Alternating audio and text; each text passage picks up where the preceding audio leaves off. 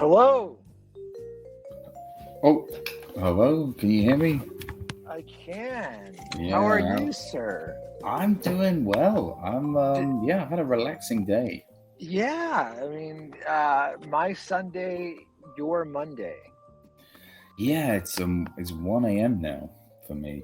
But my Oh man, sleeping pattern's such a mess. Like, are I you? stay up I stay up overnight, or like I wake up at like 3 in the morning, and then or like 5 in the morning, and then I have a really early start, and then I have breakfast, then I go to bed for most of the day, and then I wake up again in the evening. Would I you don't know. consider yourself a night owl? Yeah, I think I prefer the night. Honestly, my favorite time of day is probably like 3 to 4 in the morning.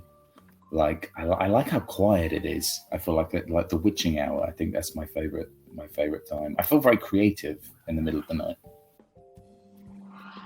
Yeah, man. I used to like stay up at night, and I always thought like that was my most creative uh, time, right?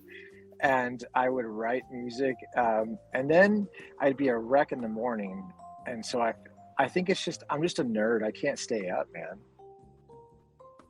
Okay, yeah. Like what sort of stuff would you write? With like as like classical pieces or? No, I write like music, like singer songwriter stuff. But yeah, I would write at night, and I thought, it was like, oh man, like nobody. Honestly, I did it because no one was going to bother me at night, you know. And then, you know what would happen is I'd write songs, and I'd be like, oh, you know why that sounds good? Because it's the Beatles. I'm writing a Beatles song. Oh, would you would like accidentally write a Beatles? Yeah, yeah. I think that inevitably, like, there it's weird because the catalog of the Beatles is like it's vast, but not. Like, you only had the span of like what less than 10 years of the Beatles, and that's always like crazy. Is what people don't realize is the Beatles only had about 10 years of music, which isn't a Yeah, lot compared to like other artists, man. yeah. I mean, what do you think? I mean, you had a day to dive into the Beatles. How did it feel? Yeah, well, I dived into the White Album specifically, and then I dived into a couple of the other albums afterwards. After I felt like I'd got a good grasp of it, just to Yeah. remind myself. I mean, every so often I used to do like a full, just like start to finish discography listen, just to see Yep. kind of Yep. like how the sound changes and what I like the most. And I don't know. The thing is, I don't know. I'm not sure if we'll agree on everything because as much as I love the White Album, and it is a huge body of work, and I think It it's is. like it's almost the prototype for a lot of genre. Like there's a little bit of like almost pop punk in there. There's all sorts Oh, going I on. Definitely was. proto metal. Yeah, I talked about this. I remember I think it was on your stream. I talked about how the Beatles, like there was a lot of like stuff that could potentially be, especially like on Abbey Road with a song like Polythene Pam. I think Polythene Pam sounds like punk to me, dude. I think that John Lennon was writing stuff that was like ahead of its time. But yeah, you look at like a song like Helter Skelter from the White Album, and Helter Skelter is straight up like the one of the first like It's heavy hard rock, rocks. really. It's heavy. It's heavy. But we won't get started just yet. I mean, we Yeah. can start from the beginning, right?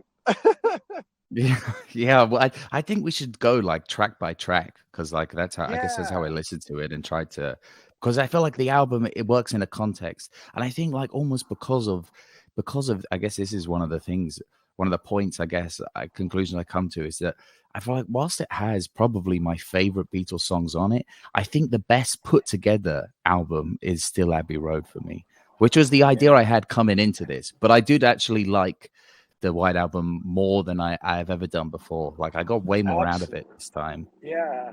Abbey Road, I mean, you can't beat that second half of Abbey Road, where it's basically, it's almost like a suite. It's almost a suite where you have like golden slumbers and she came in through the bathroom window. Like that whole suite all the way up until like the end and then, all the way to the very end with Her Majesty. Like that Yeah, whole suite, that whole second side of Abbey Road is just insane, insane. Yeah, man. But yeah, I spent the last like day listening to the White Album and just getting buried and Beatles facts. 1968, man. 1968 is when it came out. A year had gone by with no Beatles music, and then they just bust out that damn double album. Yeah, it's so huge. The thing is, I noticed when I was listening to it, as I like, even when I click on it, I forget that there's 30 tracks.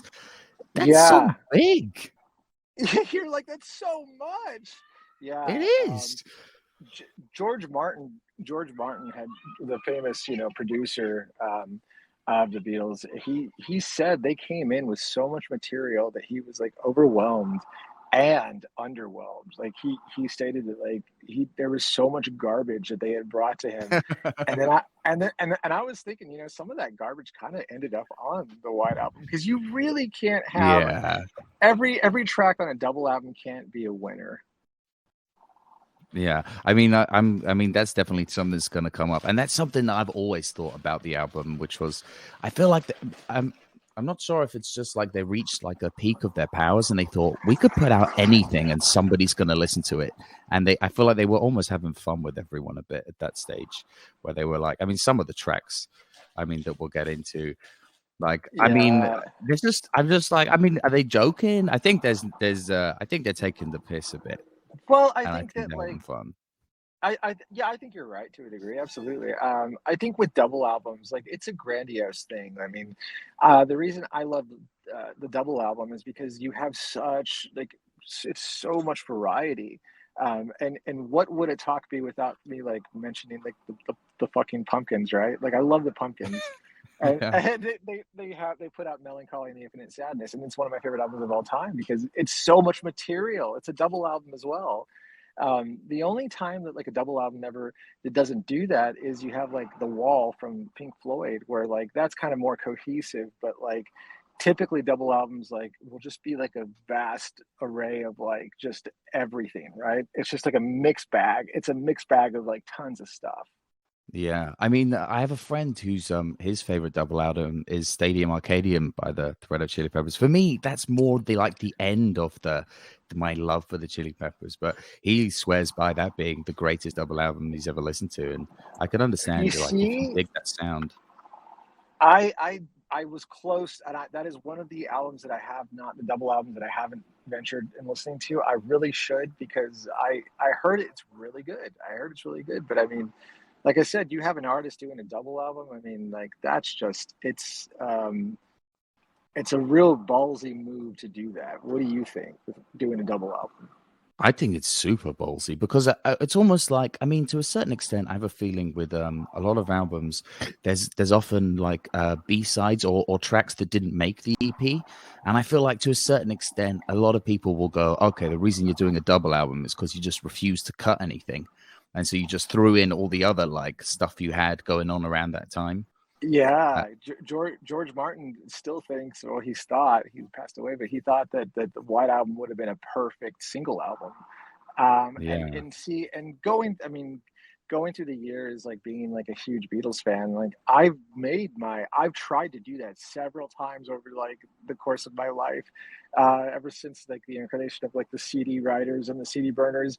I've tried to like do like a definitive like White Album in a single disc, and there's always tracks I forget to put on that mix, Yeah. Well, maybe we should try and do that by the end, because like I wrote down like some like vague thoughts in case I forgot, for like in case I forgot my like opinion on Rocky Raccoon or something. So, like, because some of these obviously like I know so well, but like some of the other ones like I don't really remember. Yeah. That well. I mean, I know I can be long-winded in the things that I say. I get so enthusiastic talking about like the Beatles and talking about their albums. So if you have to read something from the chat or something, like by all means, man. Oh yeah, I should set that up as well, because I'm sure we'll get some music lovers in the chat. I hope so. I really, I mean, like I would like, because I want to like get more input. I didn't finish getting like a ton of input. I know the stuff that I've read over the course of my life about the Beatles, and I've watched tons of interviews with Paul and John about the White Album. It's my favorite album I think that's why I think that's why I kind of suggested it to you. It's my favorite album. And it's always on an album that I always talk about with like Desert Island albums. It's always in my top three. Yeah, because it's got so much to offer you. So much to offer. You're not going to get bored. You got to remember, like, do I want a single album on that desert island that's going to have like 12 tracks and then I'm just going to like wear that out, or do I want a double album, right? It's 30 tracks, Yeah. but some of them are stinkers. So yeah, man. Maybe, do you think that, like, in the hypothetical scenario, maybe during the course of your desert island, you'll have listened to all the great tracks so much that, you might come away being like, you know what, I actually found that, Wild Honey Pie is an underrated genius. I don't think I'd ever come to the conclusion that Wild Honey Pie is ever. Yeah. So 1968, the Beatles put out the White Album. Like I said, it was a year that they hadn't put out any material. Most people were kind of doubting them, and then they come out with this album. What was crazy is when diving into it, it was such a tumultuous time for the Beatles. They were all fighting with one another, and this is the introduction to John divorcing Cynthia and getting with Yoko.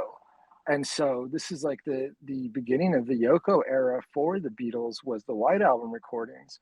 And so they were actually, there was a ton of recording sessions where they were just recording stuff by themselves. Paul was doing like drums, bass, guitar, and full on like takes by himself. And other artists were like other, George and John were doing their thing. It was just a bad time for them. Can you believe that? Yeah, but I almost feel like the bad times are where you get the kind of like spunky energy. It feels like definitely, I don't know, in some tracks, like people were really going for it. Like I didn't even I almost don't recognize the singing sometimes where I'm like, there's somebody's really letting something out here.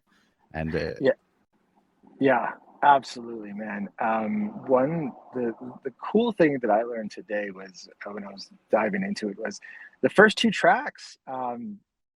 Paul's playing the drums. Those first two tracks right off the bat, he's the drummer on. I didn't know that, and it's because Ringo left the band, and I didn't know that either, man. Ringo like left for a full on like couple weeks, and he was done. Like he was absolutely done with the band. And so they kind of begged him to come back. They wrote him a sweet letter, and he basically Ringo was feeling insecure.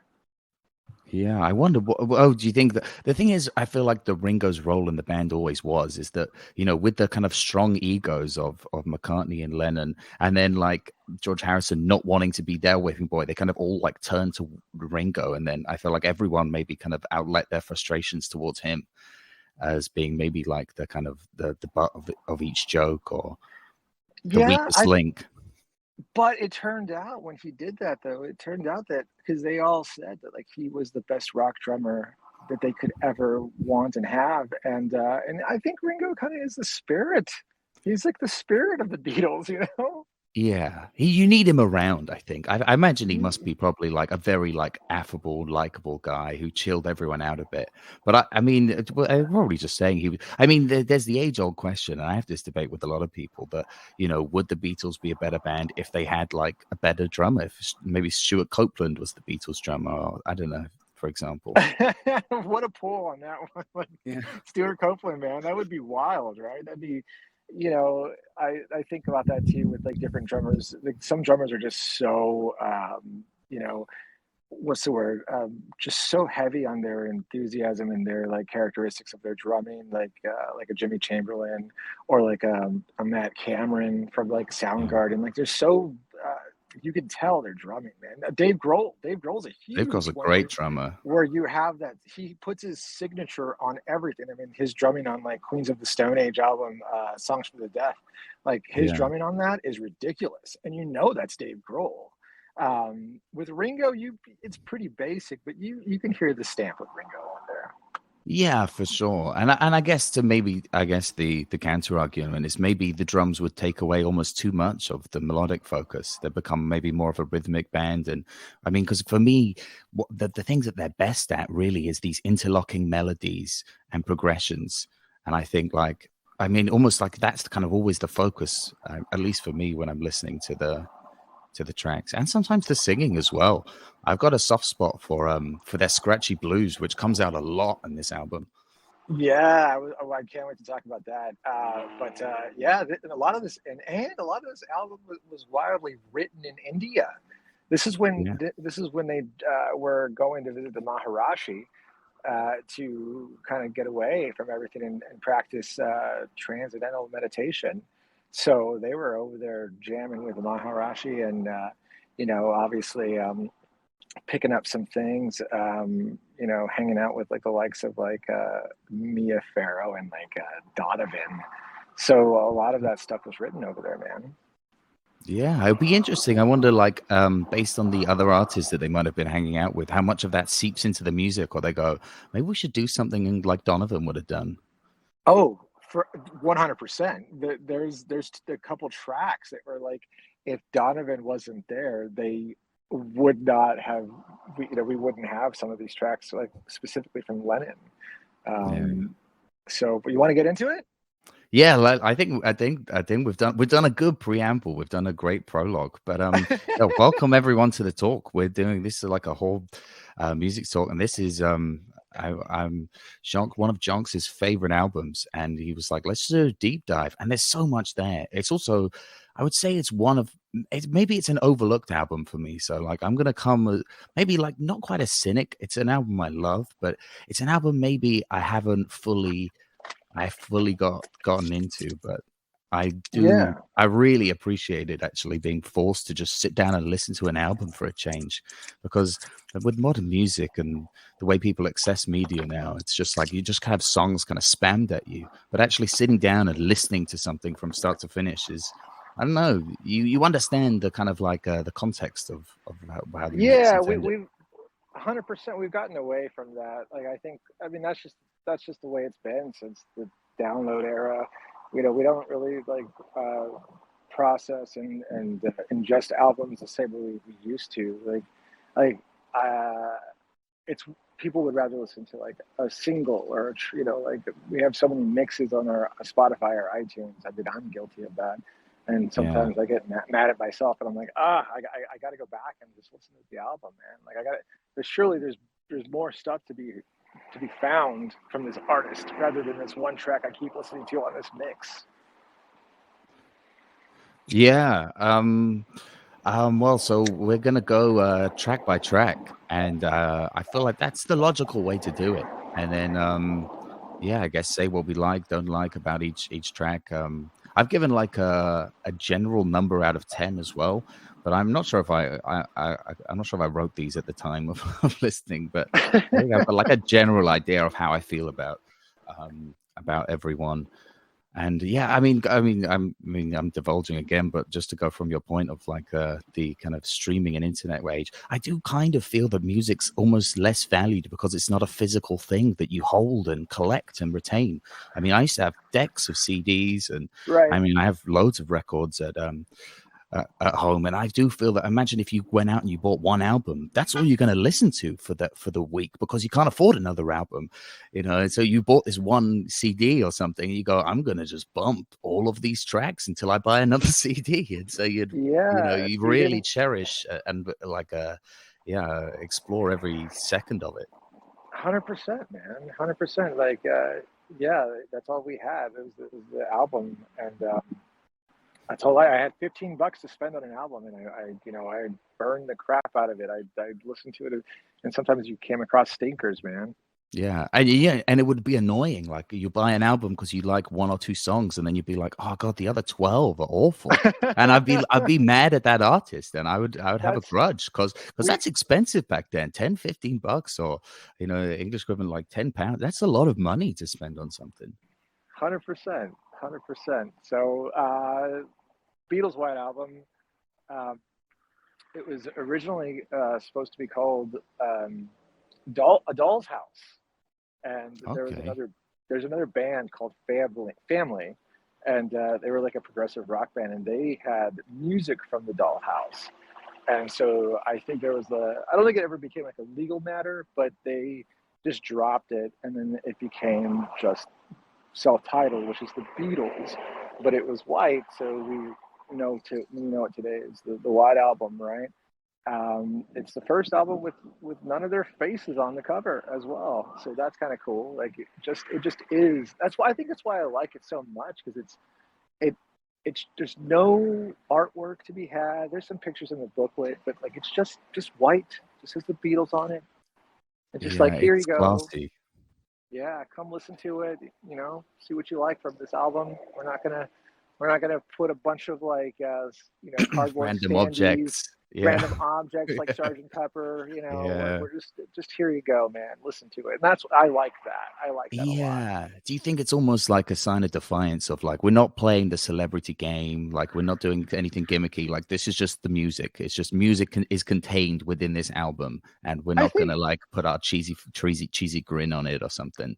100%. I think the Beatles were always defiant like that, man. I mean, like even when they decided to say, "Hey, we're not touring anymore. We're just a studio band," and that's what they became, right? They stopped touring in what, like 64 or 65, something like that. And so, and then they would just play like shows every now and then. But yeah, man, they just weren't a touring band after the early days. So they've Yeah. always been like that. They've always been super defiant and been like the music spoke for itself. Well, I've even heard accounts from people that went to tours that there were just like there were so many. You get in, the chances are you'd be shoved at the back, and there was just this wall of screaming women that you wouldn't hear anything. So like because the Yeah, amplification system just wasn't powerful enough, and they'd often play like a 40-minute set or something. And so I yeah. mean they really are a studio band, I think. Yeah, At like least in me. that Shea Stadium performance, like it's just ridiculous. I mean, like you have those like they're 212 Vox amps that they were playing through, mic'd up. But I mean, Yeah, there's no way that I was going to get no beyond chance. like thousands of like screaming girls. Yeah, and especially they're not a massively loud band. It's not like I guess that like Hendrix experiences around the same time. Like he's playing loud, and the kind of the overdrive and the distortion is part of it. Really, that you're not looking for like a sonic crispness. It's just wailing. Yeah, yeah, for sure, man. Well, how does it start? What's track one on the Beatles White Album? Track one is the infamous "Back in the USSR," which is I think definitely one of their most famous songs. I Um, love it. I love this track so much. What do you get out of it? I grew up listening to this track almost on loop because my mom was a huge fan of this song. And I think because of that, I think it honestly tarnished it a bit for me. And I've tried not to listen to it at all for such a long time. It has Yeah, definitely like a classic. Like the way I like to look at this track is it's almost like a throwback to the sounds that they've just come from. This kind of like, um, Rubber Soul, kind of slightly rocky, 4/4 track. I do think I don't know. Like for me, this song is a little bit overrated. Maybe, but I think that's probably because I've been so exposed to it. But I like. it's a good rock song. I love it. It was so Paul wrote that song because he had heard a Chuck Berry song. I think it was like back in the USA or something like that, or but basically it was Chuck Berry going into the military, and then he's like, man, when I get back to the U.S., I'm gonna kiss the ground of the USA, and that was kind of Paul's like take on that Chuck Berry song, Was taking the piss and out of it. What about if you went back yeah, to the USSR? yeah. So like he was saying was it was like it was supposed to be like this like the secret agent kind of like flying in back into the USSR. Okay. Um, flew in from Miami Beach, BOAC. See, That it's such a. goodbye, I goodbye, love the sky. song. Yeah. I I It's got their classic like witty lyrics in. yeah, and that's one of the classics. Like I follow McCartney to this day, and he still plays that track like McCartney solo. Like his band they still like that's one of the staples that they always play. And I think it's just because it's a really good like Kickstarter to like it's a great Kickstarter for an album, man. Like It it is. just It is boom, it's a rocker immediately, and that's why he still plays to this day. I mean, and it's a Paul song, so for sure. Yeah. absolutely, I adore that song. I do like the little turnaround bit they have with the back in the US, back in the US, back in the USSR. I love that stuff, like just those Yeah, repeated sections. I don't know. I'm a real sucker for love like I love it's a hype. It's definitely a hype track, and George yeah, Harrison's guitar work on that is really cool too. I really like George Harrison's little his lines on that. They're yeah, really fun. George gets yeah. a rap for being not a great guitarist, and I don't think he was a virtuoso, but I think he was. I think he was fantastic. I think he was a phenomenal guitarist. Yeah, I see. Like, I don't know if like people have this opinion, but sometimes I get the impression that people see the Rolling Stones as more of a guitar band than the Beatles, and I don't think that's true. I don't. I think George Harrison is, I would say, is a better, has better guitar chops than a Yeah, lot of Stones tracks. I don't know. I think he's a bit more creative with it. I know he got very into like Ravi Shankar and sitar music, and I think that influenced yeah. him pretty heavily. But I don't Oh know. man, Yeah. you're getting into the Beatles versus Stones, man. Yeah, I'm on the Beatles side. I've never. I'm a big Stones fan, but I feel like just I don't know. It's a tough one. It is a tough one. I'm sure there's a good argument for both, but I don't know. I I think the I Beatles have got better music. I do. I agree. I still love the Stones, but I think I once heard. So I told you like last time, like I love hearing Beatles covers, like just because the catalog is so like it's so tired at this point. Like I've already like explored it. It's always fun to go back, but yeah, I love hearing people's covers of it. I search on YouTube for Beatles covers all the time. Like I constantly go to people's streams where they cover Beatles songs. Like I just like hearing people's covers of Beatles because I love the songs. I just know the recording so well. And Yeah, yeah, I was going to say, have you ever watched the film Across the Universe, which is like it's like a kind of rock opera, but like so they made a story out of the Beatles songs, but every time they use a Beatles song in it, it's kind of a like almost musical. Every time they use a Beatles song within the film, it's a completely different cover, and some of the takes on them are really good. yeah, I've seen it. I'm not a big like theater or musical fan, and that was kind of why it kind of got me like a little like weird little Yeah, like I know the, I the story to it is pretty awful, but I like yeah. the music aside. I really love the Helter Skelter cover, which that they had on that because they Oh, use a female vocalist, and I feel like it brought something big to it. I love I love female renditions of the Beatles. I think that's always a fresh take on it. But yeah, I'll have to go back to check out that was Across the Universe, right? Yeah, Okay, so yeah, no, and the main character's called Jude. It's a bit silly, really, but I don't know. It's a film for Beatles now fans that's now like now unapologetically so, but like because of that, like I mean, it's going to be impossible to please everyone. are you selling it to me, or I are don't you know. like It's not that. It wasn't. It's not that. I mean, I haven't watched it in a long time now, but like, you're backing out? You're backing out. So I think Back in the USSR is a great track. You said you're kind of like lukewarm to it, right? I would say the first time I heard it, but which like for me happened to be as like a young child, it was going off. But like I think because I had to listen to it in car journeys like maybe nigh on 1,000 times, I think I had to drop a point for me. But like going back to it with a more fresh take, it's still a solid song. I going on to track two, Dear Prudence. I actually prefer this song. I love the I feel like this is for me is like that was the kind of like hard start to the album. For me, Dear Prudence is like the soft sun rising of the beginning of the album. Yeah, it's about I forget who, like one of the girls that he was with, McCartney was with, or no, John was with. She had locked herself in the room. She didn't want to come out, and that was his like song for her. And I believe that was in India as well. That happened in where he wrote that track. I love that towards the latter half of the song where it crescendos. Oh Mm, man, look around, round, and oh man, it just builds up. I love yeah. it. It has a bit of for me it has a little bit of a Here Comes the Sun type kind of vibe or Sunking or something. It's that for me it's that same kind of like is the way they sometimes Beatles have these songs that they kind of like slowly open and they kind of open into this kind of like happy, sunny world. And for me, it was, yeah, definitely reminded me of those tracks as well.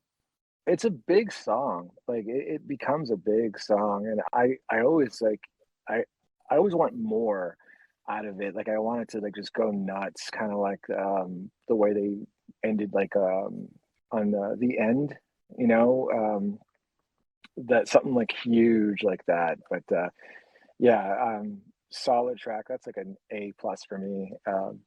And so is back in the USSR. That's like an A for me. Okay, yeah, I could go behind that A, and then like A plus for Dear Prudence. Yeah. Moving on to Glass Onion. I've always been a huge fan of this track. I don't know. I feel like this one's really cool.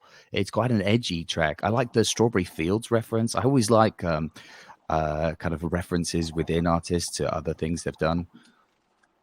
I really, you know, the thing I love about Glass Onion is that the lyrics. The lyrics are so there. I think what Lennon was so the thing about Lennon's lyrics is there's a scene. I think it's on Imagine or one of the documentaries with Lennon where there's that hippie that comes to his mansion and he's like all drugged up and he's like on acid and he's flipping out and Lennon comes out and they give him a blanket and I think they give him some like tea and the guy is like he's quoting some lyrics and Lennon is sitting there going, "It's just a song, man. They're just lyrics. They don't mean anything." And he's trying to calm down the guy because the guy was really reading into the lyrics, right? And Lennon's just like, "It's just a song, man. They don't mean anything, you know." Like, and I think Glass Onion is like one of those like that's like what I'm talking about is a lot of Lennon's lyrics don't make any sense, and there, you know, people read really into it a lot, and I'm in that area where I believe that like, you know, it's just a song. I honestly like connect to the music more than lyrics a lot, but specifically with the Beatles, I don't look into it. But the lyrics on that one are fun, man. I mean, like I told you about what does he say? The walrus was Paul. He, you know, like he's being cheeky the whole song. Like the whole song, he's just being cheeky, man. Yeah. Yeah, it's yeah. The Fool on the Hill. It's full of references. It's almost like it's kind of a fan service one, but it's also like not one that's trying to be pretentious, which I think comes across a lot in this album. Yeah, the Glass Onion's like it's like a fan's it was like a wink to his fans, right? Like that's what Yeah. it was. Like it was dropping all those like references. It was dropping like all Beatles references in Glass Onion, talking about Strawberry Fields. Um, you know, the walrus was Paul. Like he's playing with like Beatles lore in that song. Don't you think? Yeah, definitely. And I think almost I guess, and it's an indictment of where they are at this stage. You know, the Beatles mania has reached this kind of peak. And I think to a certain extent, they're not the, you know, the happy clappy guys that they started out. You know, at this point, they've become a bit cynical. You know, people are annoyed at them for supposedly like pushing drugs on kids. And they're kind of like, well, you're the ones talking about us doing it. Why don't you just like not print it if you're so against it? And it's a valid Yeah. point. So I think he makes like almost like three references. He talks about like fixing a hole in the ocean. You know, Yeah. are they talking about the the track from you know Sergeant Pepper, and then the Walrus, Strawberry Fields? I mean, there's a ton of like references of Beatles folklore and Beatles lore in that song. But it's a killer track. I'd love to cover that myself, man. That's a cool song. Like It I'd is like to hear an like underrated one, I think. I think an acapella version of that or some sort of like doo-wop version of like a Glass Onion would be really cool. Okay, Duo Glass Onion. I need to hear that now. I I think didn't think I've I'd never go seen into it. this talk and like my come away would be like, why didn't they ever do a doo-wop Glass Onion? You know what? It's just I'm listening to a lot of doo-wop these days. I think Yeah, that's what it is. yeah, okay. Well, speaking of doo-wop and maybe more sing-songy music, next is the infamous Obla Di Obla Da. And Oh my I goodness. I I do not like this song. I've never liked this song. I How don't know what dare it you? is. How Why does dare you everyone say love this song? it? Is it just So me? Am I the only one? you know, even it was. Do you remember it was featured as the track for Life Goes On? There was a TV series called Life Goes On back in the '90s on like ABC or NBC, and like they opened up with that, which was weird because they licensed that song, and the Beatles were like hardcore like anti like licensing back in the day too. Mm. But yeah, no, that song is great. The story like with McCartney, they were in, was it Jamaica, and he had heard some guy in a bar say "Obla di obla da, man, life goes on," and he took that and put that into a song. That guy would end up like suing McCartney because he was like, "No, it's serious." Like he sued McCartney for that, and he didn't get anything out of it. But yeah, man, that's where it came from. It was like it's like a Jamaican kind of like saying.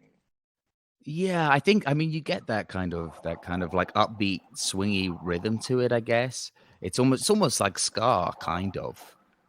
The I don't know. It's got Yeah, two tone, or maybe two tones a better comparison, but like it's quite similar to that kind of like kind I of reggae inspired. I love the beat, the boom boom boom boom boom boom boom. I Yeah. just so cool, and it breaks down with it. In a couple of years, they have built a home, sweet home. Da da da da da. I think it's cool, man. Yeah, I could maybe see there's a I could see. darkness in me that can't accept the. I don't know what it is. I think this is another case of another song that like I was forced to listen to a lot as a child, and yeah, I mean this is up there with my Octopus's Garden is a song I just abjectly hate, and I've never been a fan of Yellow Submarine either. But they're like it's almost because like they're almost too obvious Beatles songs, and like maybe also sometimes What you do you talk to mean people by about that? What do you well, mean by maybe it's too obvious? that like perhaps you talk to people about their favorite Beatles song, and like it would often come up. I mean, I met these two girls, and one of them had Obla D written on her arm, and I was like, please tell me your friend doesn't have Obla Da like tattooed on the other arm, and she did. And like I don't know. I've got Is a that long like? history with Is this it song. so? Wait. Is it like the heart locket, where your friend wears one piece of the heart and then she wears the other? But that's what they did, was they had the obla d and then her friend has the obla da. They did. I'm like, I don't think Oh, she's listening, but that's I hated that. I mean, I didn't you. say that. I didn't say I hate that, but I was like, oh, you could have picked a better song. It's Uh, I think what I I said. But I mean, if you I like it, it's up to you. I don't know what it is about. I have this battle going on. I think it's also like I want to talk to people. Maybe I want to talk to them about Glass Onion, and then they want to talk to me about Obla Di Obla Da, and maybe that annoys me. You're like, listen, man. I've heard enough about obla d. Listen, what I'm trying to talk about is It's glass Obla onion. Da.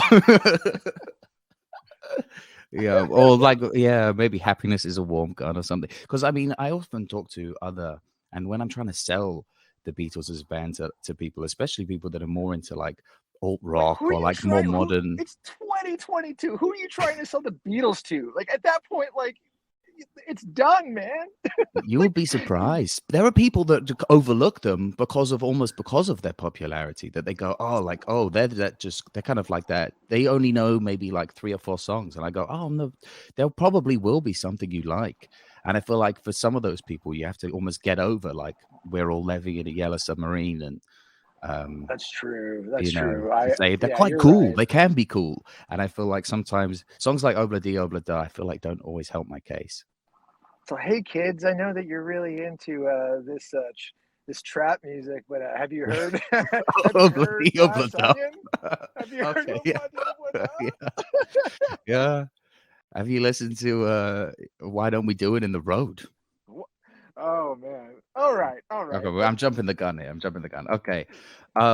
Next up is Good reference, by the way. Good drop on the jump the gun, yeah. Mother Superior. Oh yeah. All Well, right. we will definitely jump that gun, and I think we might agree on that one. But Wild Honey Pie is next, which is I Ooh. feel like if Obla Di Obla Da isn't the start of it, I feel like Wild Honey Pie is the real actual start of where like the weird, silly joke songs begin. Yeah, I think that I said that at the beginning of this, where like I feel like when you create a double album, you're even like on, like I said, other double albums that you know I referenced earlier. You're gonna find stuff that's just like, I don't know, either filler. I wouldn't say junk, but I mean, in my opinion, like I can't stand Wild Honey Pie. I Yeah. mean, it's a weird song. It's like honey pie. Bye, honey pie. And And it's got that weird, I think it's a jaw harp or something. It's like, boom, boom, boom, boom, boom, boom, boom. Sounds awful. it sounds awful. Yeah. And there's actually and out of craziness, the Pixies. I'm a huge Pixies fan. The Pixies covered Wild Honey Pie, and they put Why? it out. I don't know. And they right, like of all the songs, like Frank Black is like, I'm going to cover Wild Honey Pie. But yeah, they covered it, and it's just as awful. It's just as awful. And but it's you know, it is what it is. Um, I feel like it's that filler material that they put on there. Maybe this is what George Martin was talking about when he was talking about like they came with so much material and some of it was really underwhelming. I don't know how that got on the album, but it did. But John recorded that all by himself. So like that's all John. Like there's not a lot of input from the other Beatles. Like that was he had recorded that on his own, and I don't know if he used like session musicians or what, but like that was a Lennon piece. If he did, he should fire them. I don't know. Someone, somewhere should have told him. But I feel like that's almost the point. I mean, to a certain extent, like I understand the concept of anti-music. It's almost like you've had so many like bits of music that you've constructed and sound good, and almost to a formula, you're making it good. That maybe to an extent, he's like, maybe I just want to make something that isn't good as a curveball, or maybe I'm giving them credit here, but I mean I like that. I quite sometimes do enjoy anti-music, but I feel like it always still has to be a little bit actually good. I think John wrote that in like just like as the I don't know, like fucking I'm gonna put something out there, and I bet you I can get anything on this fucking album. Like I Yeah. just feel like Yeah. he just put it out there, man. Yeah, I can say that track for me is probably like a C. Yeah. C is generous. C is quite generous. That's generous. That is being generous. Yeah, maybe we can rank the worst ones like when we're finished as well, because I mean there are contenders on this album. I mean another contender for me is Bungalow Bill. The thing is about Bungalow Bill that always upsets me is like the intro is like this like wild, I should say the continuing story of Bungalow Bill, that not that he's ever mentioned before or after, but like it's the intro where it's just this beautiful little bit of flamenco guitar, and I'm like, oh, where's this going? Did I Paco de la know. Cia work on this track? And then suddenly like that ends, and then this like crappy song starts. I get really Yeah, upset every time. it starts with the flamenco, you know, run, you know, the flamenco run in the beginning, and then it starts with "Hey, Bungalow Bungalow Bill, Bill. I what think, a is jackass." this the joke? Are they just laughing at us at this stage? I think. I think so. I think the Beatles were putting playing a big joke on us. So this is when I first bought the White Album. Well, it was my dad's, but like, and not to mention the Beatles White Album has come out so many times. I forgot to mention that. Like, there's the mono version, which it was one of the last mono recordings, and so there's still some mono recording on it. But they released the stereo, so stereo was coming out right around that time. So stereo was going huge, so they were kind of like getting away from the mono recordings. But so you can still like purchase the Beatles White Album mono, and you can like fade, you can pan back and forth, and that's what sucks though is you know, like say like you're listening to like the Beatles White Album, and it's the mono recording of it, and you take off like one, one earbud, and like you're you're gonna miss like the left vocals, or you're gonna miss like some guitar part, which was horrible, right? But it's kind of Yeah. cool. It's a cool experience if you can experience the mono. But they put out the mono and the stereo, and then like they re-released it in 2018. Bungalow Bill, going back to Bungalow Bill, this whole like section of like Wild Honey Pie and then Bungalow Bill, like, and I believe the next track, like, are some songs that I just like I for a long time skipped, and those are the songs I need to make friends with again, man. I have to. I still have not made friends with them. Do you need to make friends with them? I don't know. With the mono talk, I thought you were about to be like, yeah, but if you listen to Bungalow Bill in mono, it's incredible. I was going to be like, oh, right, okay. It's like, did you ever watch Half Baked, where Oh, yeah, where yeah, where John Stewart's character is like, have you ever watched this movie? And he's like, have you ever watched it on weed? yeah. It's like, have you ever listened to the Beatles? Have you ever Yeah. listened to it in mono? Yeah. You know, like, And then maybe like take one of the ears off. So like it's just like one half of it. yeah, I don't like this song. It's so like I usually skip it. It's a skip for me, but Yeah. I listened to it today, and I still feel the same way about it. Like I want to I want to talk to somebody who has, like, speaking of talk. I mean, I don't know if there's any comments or anything like that, but I want to, like, see if anybody has like another take on Bungalow Bill, because I it seems like you don't like it. I don't like it. I've never really met someone who was like, "Oh, I love the Beatles," and you're like, "Oh, really?" And then they're always like, "Oh yeah, yesterday, I just love yesterday." I want to meet someone who's like, "Oh yeah, I love the Beatles." Bungalow Bill, yeah, Wild Honey like, Pie and Bungalow why would Bill, like that back to back. so good, so good. Yeah. No worries. Yeah, me too. I would like to meet that person. I'm sure they exist because with a band as popular as they are, I guarantee you there's someone that has tattooed on their chest is like the continuing story of Bungalow Bill. I bet there are children called Bungalow Bill in reference somewhere. Maybe only one, actually. You're like, maybe none. Yeah, maybe none. Maybe in an alternate universe, or like, I don't know. The odds on it are going to be low, actually. Now that I'm saying it out loud, it is such a bad song that I don't I don't know. But yeah, I'm Now gonna that go. Sorry.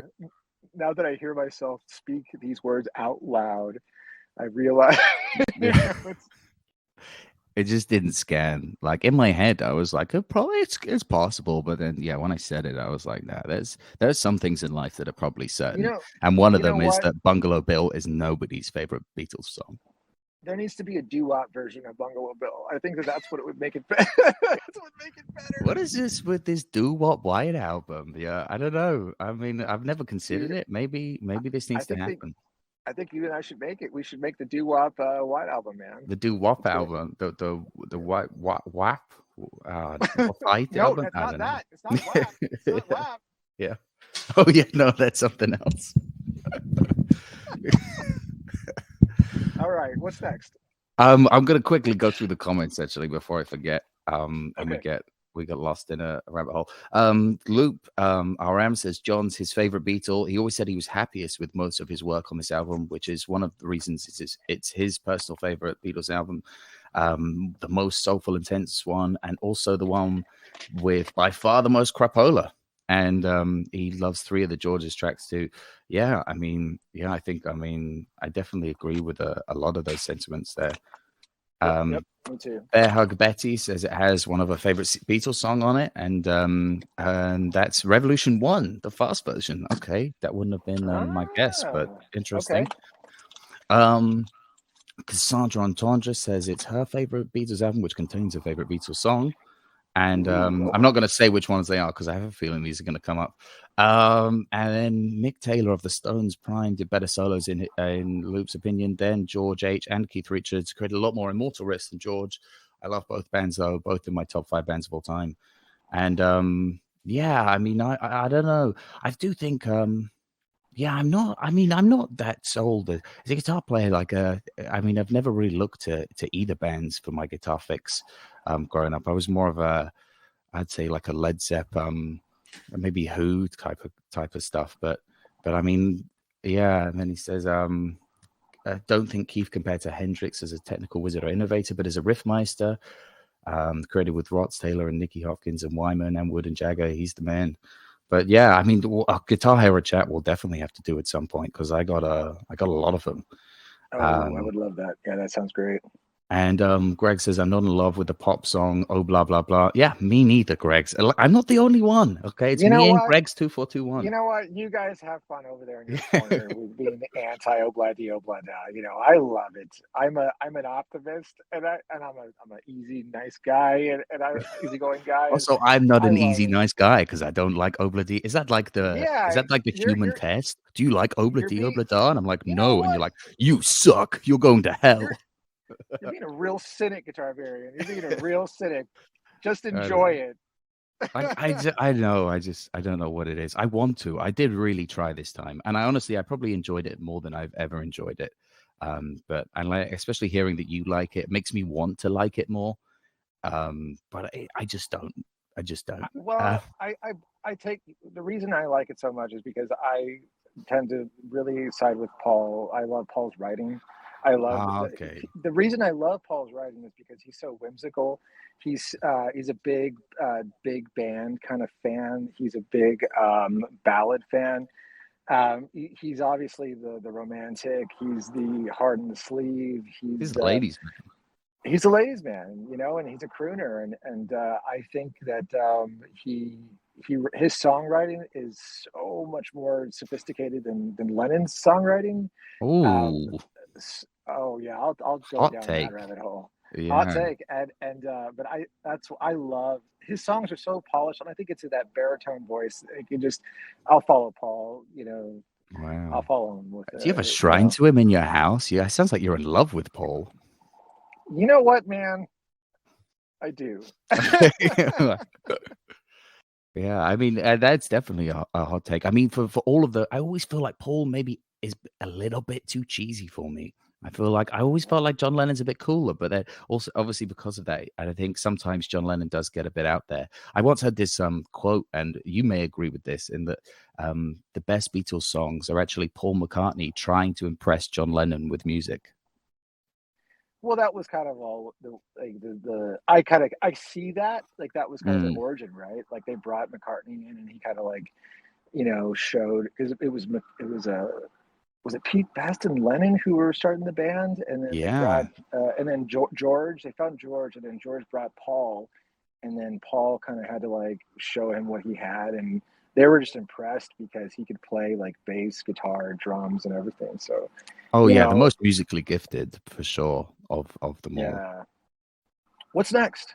The next is the great While My Guitar Gently Weeps, which for me, this for the longest time, I think, if anyone asked me what my favorite Beatles song was, it was this one. I used to say this one growing up as a like when I was young. This was I think because I had the word guitar in it and I played guitar. But like I also liked how it's just kind of one progression that then just flips to a major version of that exact same progression. I don't know. There's something about it. Yeah. It makes sense, and it as a guitar player, it's a good song to learn if you're starting out.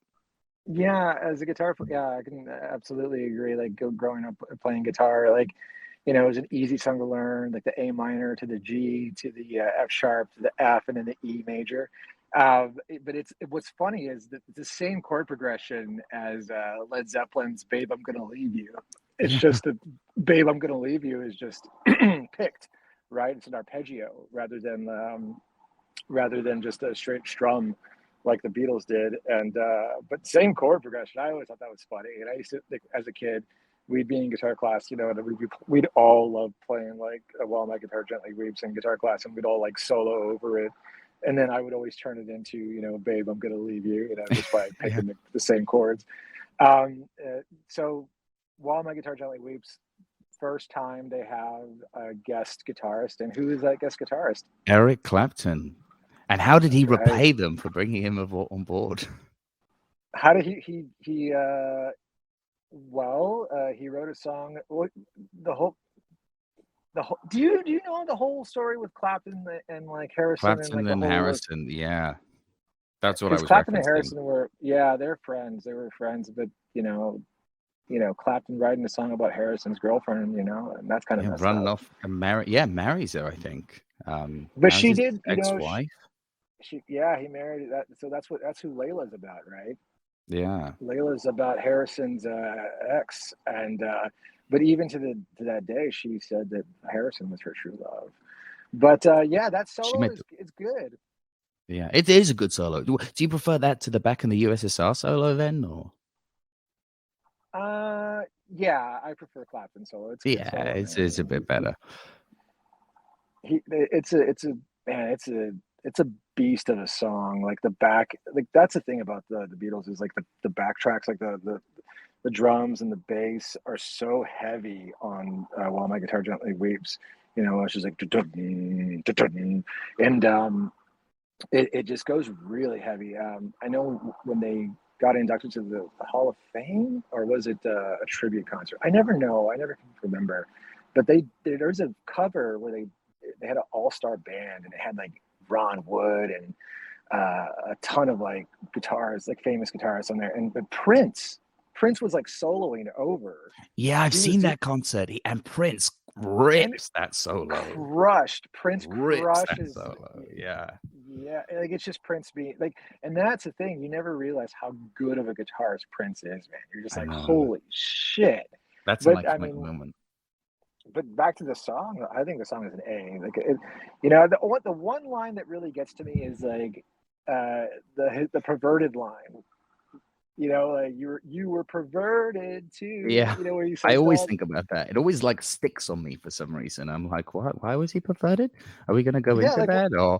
what are we talking about here, George? But yeah, it's a George Harrison song, man. I mean, this is you know, Harrison all the way, man. This is a lot of people don't realize what a powerhouse Harrison was. I still think that he put out the first solo album that was like phenomenal. I mean, Mm, phenomenal. I mean, it was All Things Must Pass is a crazy good album. mm. Um, so yeah, Harrison all the way on this song. He wrote it, got his buddy Clapton to play on it, and I mean, I don't have much input concerning like Paul and John and Ringo and on this track. It's kind of limited what I know, but I enjoy it, man. Yeah, I mean, I think George Harrison's kind of suffered from being overshadowed by just two musical behemoths. That I think maybe in a group where maybe there was less of that, I think he definitely would perhaps get more respect. Yeah, than perhaps he does get. But yeah, I mean, I always knew this as the George Harrison track. So I mean, would you say there's any other George Harrison track that's better than this one, or is this his, the peak? On Well, it's definitely better than Piggies, but is it? Yeah. But is there like a better track like that Harrison wrote, like like out of everything than In the any like, Beatles? yeah, I would say within the Beatles. Yeah, absolutely. I mean, like you have Harrison with something. I mean, something is Yeah, that's a that's the beautiful song. it's a beautiful song, man. I mean, doesn't get better than that, man. But yeah, While My Guitar Gently Weeps is probably like second for me. But something is like that song is just timeless. Yeah, excellent. And also, I just remembered with that Prince solo. I remember I might be remembering this one, but I swear he throws the guitar up into the ceiling and they pull it up. I just remember. I don't know. I'm just I still I don't remember remember that. that. Does he? Is it? Is it You have to the? watch it again. I like. I'll have to watch it. I mean, I'll have to watch Was it he? again as well. But He's playing the purple guitar with his like yeah, sign, right? Like and I the think one that's as like he ends, he just like throws it, and it just like comes up into the ceiling, like into the top of the stage, and it was so cool. This what might not have I think. happened. Was I I dreaming? think there. Yeah, there should be a Prince cover band, but it should be like a Prince Beatles band where every member dresses like Prince and they do Okay. Beatles renditions, but as Prince. So they're like funk versions of like Beatles. Oh, I'm I'd onto love something that. here. A Yeah. doo-wop white album and a Prince white album. I Oh, think I that'd would be pretty love a cool. funk Beatles album. I could definitely get on that. But yeah, next up, track 8, Happiness is a Warm Gun. I mean, this I think might be my favorite Beatles song ever. I love I this song. I love the progression of it. I love that there's so much there. I love every section of it. I think sometimes in Beatles songs, like it moves to a section, I go, oh, I kind of preferred like the first section. Can you go back to that one? But this is one where I adore every single section of the song. I think it fits together perfectly. It's kind of almost like a prog rock song, kind of. Yeah, there's different suites in the song. It's three. It's basically three different songs just mashed up into one, which a lot of artists like end up doing. Right?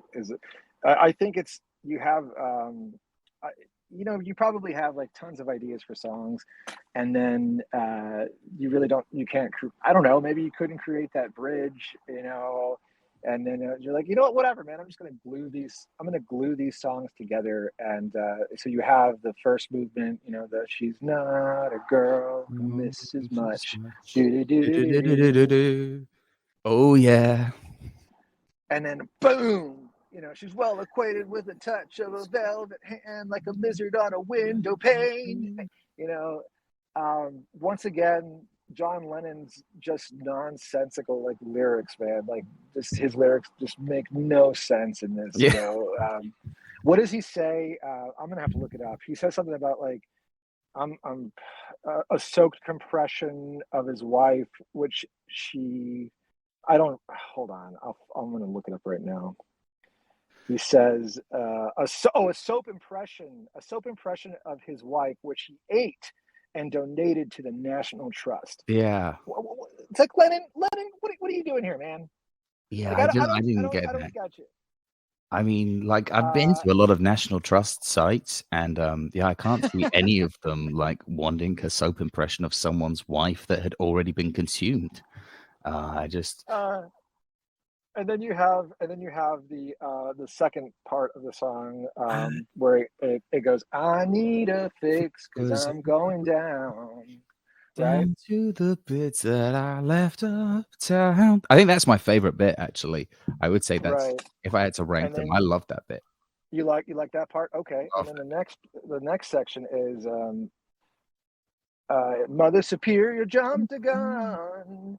Mother Superior jumped. You have that part, which is cool, right? Because you have that guitar line, do do Mm, do, like you have that really cool riff that Harrison's playing, and it just starts rocking, and then boom, you end with happiness, which remind that section of that song is my favorite.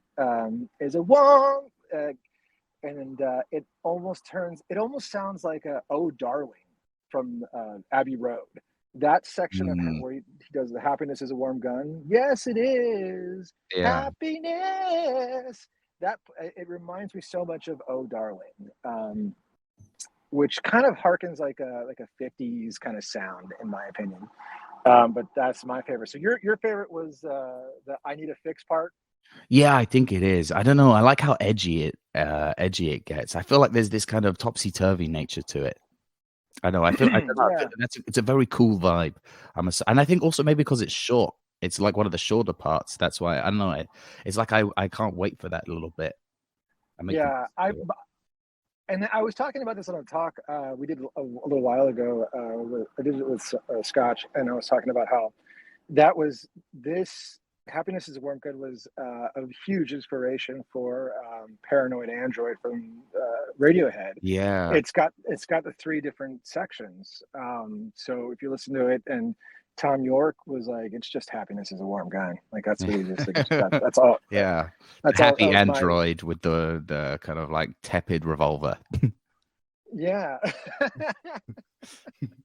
Exactly. So yeah, man, this song is A+ for me. It's one of my favorite tracks on the album. You know what, it might be my favorite track. I don't know yet. I'll make up Yeah. my mind. I mean, it's a John Lennon track. I thought you were Mr. McCartney. I Hey, listen, man, I just love the Beatles. Don't Yeah, worry. okay, I know. It's tough. I mean, I have a friend who always used to tell me that he loves Paul McCartney, and then every time I like point out like his favorite songs on each album tend to be a Lennon track, and he kind of like, I don't know, he has to go back to the drawing board. It's tough. It's tough. But yeah, I read that. I mean, Lennon always wanted this song to have just this increasing excitement and climax, and then eventual redemption. And apparently, he based that off listening to Wagner. So. Maybe that kind of explains the amount of motifs and suites to it. There you go. That's awesome. Yeah, absolutely. It's definitely like there's different movements in that, right? Like I love that. I love like different movements, different suites when artists do that. I love like short songs. That's why I love that Abbey Road last half of the album, because there's like they're little suites, right? And it's so funny because like my opinion on that goes into like like film, where I love films that like have like little vignettes and little like stories, like films like Creep Show. I don't know if you've ever seen Creep Show, the Stephen King was it what? Romero film, where there's different stories. Like I just love like short little like digestible stuff that I can get like that, rather than this like huge thing. Like that's why Mm. like I can't get into like Roger Waters stuff, because it's so like operatic. It's so like this so huge. It's like a huge like what's the word, concept, right? There's a huge Yeah. concept. He doesn't let I think he gets too obsessed with his concepts, and I feel like that's almost epitomizes him as a person. Is that, and I think that's why he's quite difficult. Is that he's kind of off on his own one, and like he basically just wants to kind of steer everything towards that all the time, and it is a bit tiring. And I feel like that's probably where the rift between him and the other band members come from. Because I'm definitely, I mean, now we're completely changing bands here, but yeah, I'm definitely more of a But I mean, David Gilmour fan. there's definitely things to be said, like if they have things in common, like I often like think about, like I look at bands like the way people who are really into sports like looking at, like I constantly look at people's stats and stuff like that, Yeah. musicians, and I think that like Waters is like the Lennon, right? I think that Lennon and Waters have a lot in common with the way they were, and their ideas that they put forth in their albums. Um, so there's definitely we're in that same bubble, man. We're okay. We're Yeah. gonna we're okay. Yeah. Okay. Well, to keep it moving, the next track is Martha, My Dear, which yeah, I mean, you've privately mentioned to me, spoiler alert, that you really like this track. Oh, do I? I played it last night. I was streaming last night, and I played it. And I made everybody. I forced everybody to listen to it. It's that is like top for me. It's written about Paul's dog. That's all that needs to be said about it. It's Paul's dog, and but I love the crescendo in the middle where he's like, "Take a good look around you, and then you'll see that you and me were meant to be," right? And oh man, I love when it builds up, "City Girl," and then you have Yeah. that brass section. It's Ba, all ba, ba, ba, bum ba, bum. ba. Yeah. Yeah, that brass section is so funny and it's so cool. Um, but that's Paul, and that's Paul's whimsical writing right there, right? Like it's a whimsical recording. It's almost unlike any Beatles song, they really. Yeah, I mean, like when I listen to it, I mean, I do like it, and I have a respect for it. But I mean, yet again, I feel like it's almost too, it's a bit too McCartney, a bit too McCartney cheese for me. But it reminded me very much of like Electric Light Orchestra. I feel like they listened to that Mm. song and they just took their whole. They were like, we could just do this. This is a vibe. So We could just make a band out of this.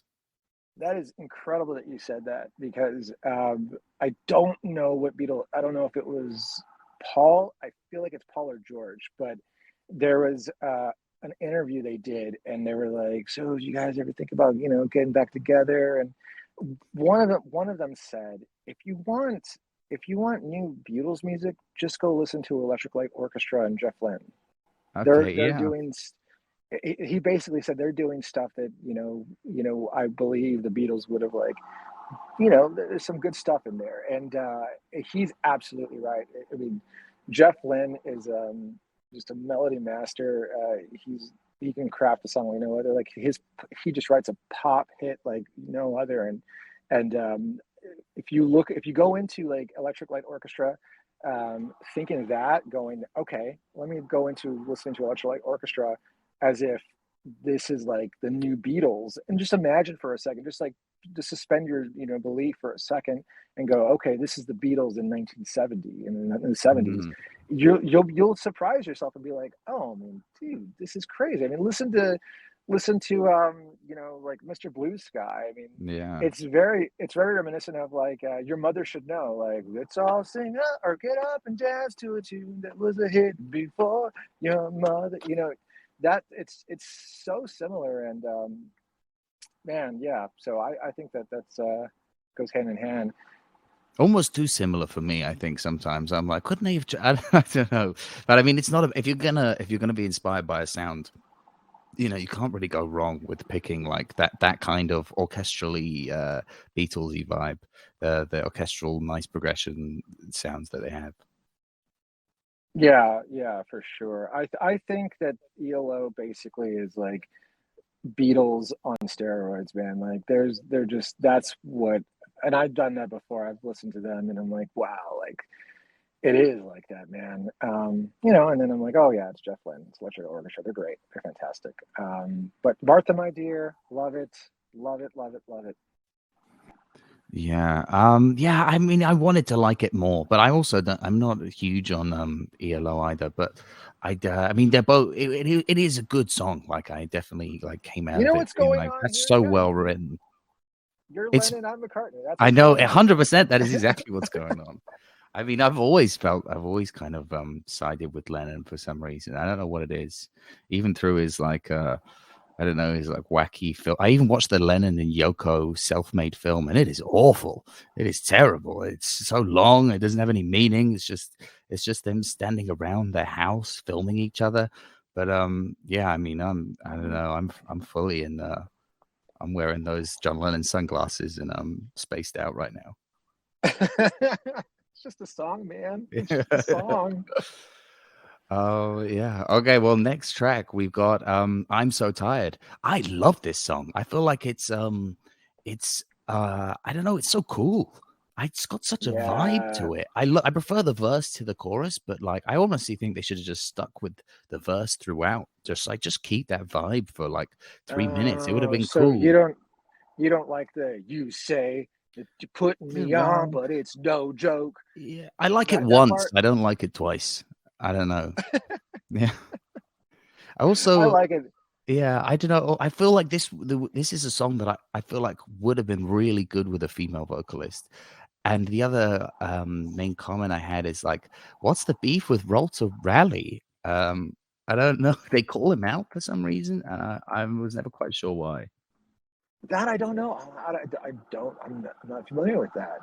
Um, but what's the deal with Lennon writing these sleepy time songs? I mean, I remember he wrote "I'm Only Sleeping" on Revolver, and then Yeah. he goes and does I'm only sleeping on the White Album." I'm like, you know, get some rest, man. He's up all night doing something. Yeah, I I'm don't know. so So tired. tired. Yeah, I mean, I maybe I relate haven't slept yet. to. I haven't Yeah. slept a week. Yeah, maybe it's I relate to it because I'm often very tired, and I don't know. I like what I like about this song is that you know, have you ever been sitting there trying to like come up with a song or like you know, you're just trying to play it and like whatever you come up with, you ended up just playing directly how you feel, and then you just next thing you know, you're just writing about being tired, and I don't know. I find that highly relatable. Almost a That's slightly probably funky element to it as well for me. I think the beginning chords, the chord progression, and his lyric delivery sounds like a very much like 1950s band, you know, like an Earth Angel kind of like song. You know what I'm saying? It's a Yeah. very like 1950s vibe that he's got. And I think that the Beatles did that a lot with a lot of their stuff. They always harken back to the 50s because I mean that's when they grew up, right? They were kids. They were listening to like Chuck Berry and Mm. the Supremes and Temptations and Eddie Cochran. You know, they were listening to stuff like that, so it reflects on a lot of the stuff that they write. Yeah, they would have been at the Under the Sea dance in Back to the Future. That would have been them. That's right. They would have been there. That's them, man. Yeah. It's a cool song. It's a very trippy song. That's surprising that you said you don't like that middle part where it kind of gets but it just stops though. You say It you're does. putting me on, but it's and then but then it goes back to the you know so, oh, but I like where he goes. Although I'm so tired, you know, my mind is set on. I forget what he says right there. I wonder should I, you know, that part. Oh man, Mm. I yeah, good I think good it's song. a good vibe. I think it's because I want him to be tired throughout the whole song. So when he doesn't sound tired, I think it like throws the illusion for me. I'm just like, why? If you're tired, you wouldn't be doing a chorus right now, John. Like, go back to sleep. Yeah, yeah. Come on, man. Be consistent here. Like, Yeah. yeah, that's it. And it is one of those songs that like you just kind of relax into it. You put the headphones on and you kind of drifting away, and then all of a sudden you're like, you get woken up by that midsection of the song. Yeah. Definitely. And then number 11, we have Blackbird. I mean, there's a lot of we're in a good spree of good songs here. I mean, not Yeah. including Bungalow Bill, from While My Guitar to Blackbird. That is a So solid so section. let's go back. So where did the new movement, the new suite start? Was it after Bungalow Bill? It was Bungalow Bill. Bungalow Bill's the originator of the great period of music that we're experiencing. But what's the latter? What's after Bungalow Bill again? Is While My Guitar Gently Weeps. Okay, so While My Guitar Gently Weeps, right? And then you go to Martha, My Dear. No, Happiness Right? is a Warm Gun, then Oh, Martha. happy. Oh my Yeah, God. So I yeah. know. So like Then it's yeah. I'm So Tired, then Blackbird. That is a Oh man. killer. That is a killer section. I I think love, I mean, all great songs there. I think Blackbird is in my opinion a bigger song than like I Want to Hold Your Hand. In my opinion. Yeah, I agree. Yeah. Whenever I was playing guitar, like when I play guitar, and they're like, oh, do you know any Beatles? And then you play Blackbird for them because it's a fun song to play, right? That's one of Mm. the first songs you learn as a guitarist, and everyone loves Blackbird. I mean, it's a crowd pleaser. Like everyone knows Blackbird. um, and you see it a lot it's utilized in film a lot. um, what's cool about Blackbird and being a classical guitarist is that he was playing around with the beret in E minor, McCartney. Mm. And so, have the beret, the da da da da da da da da da da da. Yeah. Yeah, so he was playing that, and then that's where the shape of Blackbird came about, right? The chord structure of the beret in E minor. So then that's where the chord shape started taking place, and that's what Blackbird is kind of inspired by, is that Bach piece. So that's kind of cool, man. Yeah. It derives from beret. Yeah, it makes a lot of sense because it's just like classical guitar. It's just everything fits together very nicely. I think it might be maybe my favorite acoustic guitar chord work ever. Just the way it slots together. It just, I don't know, it's so seamless. The section that goes up and then down. I don't know. Mm-hmm. It's bit Well, perfect. it's perfect. And as a guitarist, you're basically going up the ladder, down the ladder on the fretboard. Yeah. Playing these octave chords, and it's really fun to play. Uh, I love to play that song. I was going to say something else about it. There was this little tidbit that I learned about that song is they recorded a Blackbird, like, so at the very end, like you hear the little Blackbird, and someone was like, "No, that's not a Blackbird. That's another kind of like." It was some like bird watcher. It was like, "That's not a Blackbird," and McCartney was like, "Ah, it's a Blackbird." Um, but what I love about Blackbird? It not only, I mean, I love everything about it, but I love the intimacy of Blackbird, and I love McCartney's rhythm and his like he's just stomping to the beat. So you just hear him stomping, like that rhythm part you hear. That's just Paul. That's Yeah. just Paul. That's just Paul smacking his foot down to get that rhythm. Yeah, I'd say I think it's my grandmother's favorite, my favorite Beatles song. But the thing is, I mean, whilst I love the intimacy and the kind of almost simplicity of the recording, I do want a version where it had the kind of the Martin production, maybe some strings. I just want to hear that. I feel like they could have tried. I You don't know. It's know, almost like they just left it as it was. Maybe because it's perfect as it is, but I do kind of want to know what that version's like and if I would have preferred it because I can't tell. yeah, George Martin he wanted strings all over the place. Like that was his thing. Like Yeah. he would hear a song. He's like, "All right, give me Get the the strings out. 30, Yeah. get the strings." And Yeah. they're like, "No, no, no, no! Like we just want it like this." And he's like, "Are you sure?" It would sound a lot better with strings all over it. just all over it. Yeah. Just Jackson Pollock's all over your goddamn song, man. Just all over, man. Yeah, dude. Like Martin was really big on the strings, so much so that like I think that he did get a lot of fight back from the Beatles concerning like his production. That's why there's two versions of Let It Be, because there's Let It Be and then Let It Be Naked. Let It Be Naked Mm. was released with there's no string accompaniment. It's just the band.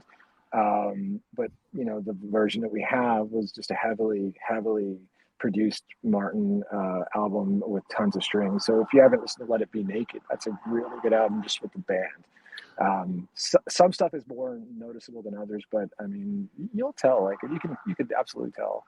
Yeah, I mean, I think that relationship developed quite a lot because I mean, I read accounts where, like, in the early days, they used to call him the schoolmaster because he would, constantly be trying to like refine their music and tell them certain songs weren't good enough or that, they needed to work harder in some areas. And I think as they perhaps got more powerful in that relationship, I think he probably waned and he wasn't allowed to tell as many people. I mean, I know that definitely happened. I think he was asked to work on Wings, and Paul brought him a bunch of songs, and he was like, I don't think these are your best work. And Paul said, I'm putting them on anyway. And he went, okay, then you don't want me to work on this. So I don't know. Yeah, It's an interesting relationship because he's also probably one of the I mean, I love his production work, and I do think he does kind of help make the band. I don't. It would have worked without him, but like I feel like it's an integral piece of what kind of solidifies it as this kind of work of art for me. I think George. Yeah, I agree. I think George Martin is crucial in the production of the Beatles. I think that he absolutely made. He would turn like not necessarily cold, but he would definitely shine up those diamonds and make them. He would see what he would see through like a lot of like the dirt and grime Yeah. and be like, and then he'd be like, throw some strings on it, and then Yeah. but he definitely would. He made them who they were with his production. He made them bigger than they were, so they absolutely understood how crucial he was. But I'm sure that wasn't always their intention or vision, right?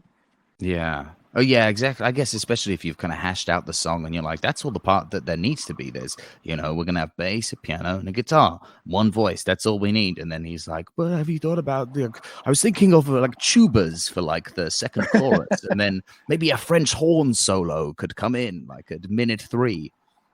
There's this scene. Did you ever see the Walk Hard, the Dewey Cox story? Yeah. There's Yeah. this scene where like was it John C. Riley's character is like going on like is right because it basically mirrors the Beatles time in India, so like that's kind of like what they're spoofing and Walk Hard. And he goes in the studio, but then like what they do is they spoof basically Brian Wilson, because Oh, Brian yeah. Wilson when he was making like Pet Sounds, like he was like just putting like 100-piece orchestras with like different like utilizing Yeah. all these different instruments, and like John C. Riley's in the studio and he's like like bringing in all these. There's like at one point there's like goats inside the studio or something. There's like animals in the studio, and that's what I'm saying. Like it was just like this huge ridiculous thing that they wanted to put in the studio. Um, but you don't have that in Blackbird, buddy. You just have Paul and guitar and his foot, and you have you have probably it's overdubbed a little bit, right? They have there's a couple tracks like the vocal tracks in there. That's Yeah. about it.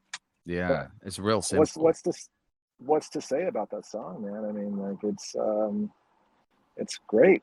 One of my all-time favorites, without a doubt. Like, yeah, it is perfect. It's a perfect song. Followed by Piggies, which is not a perfect song. Well, that's your favorite song, right? Because is it? Didn't you say you liked it? Oh, what, Piggies? Yeah. I No. am no.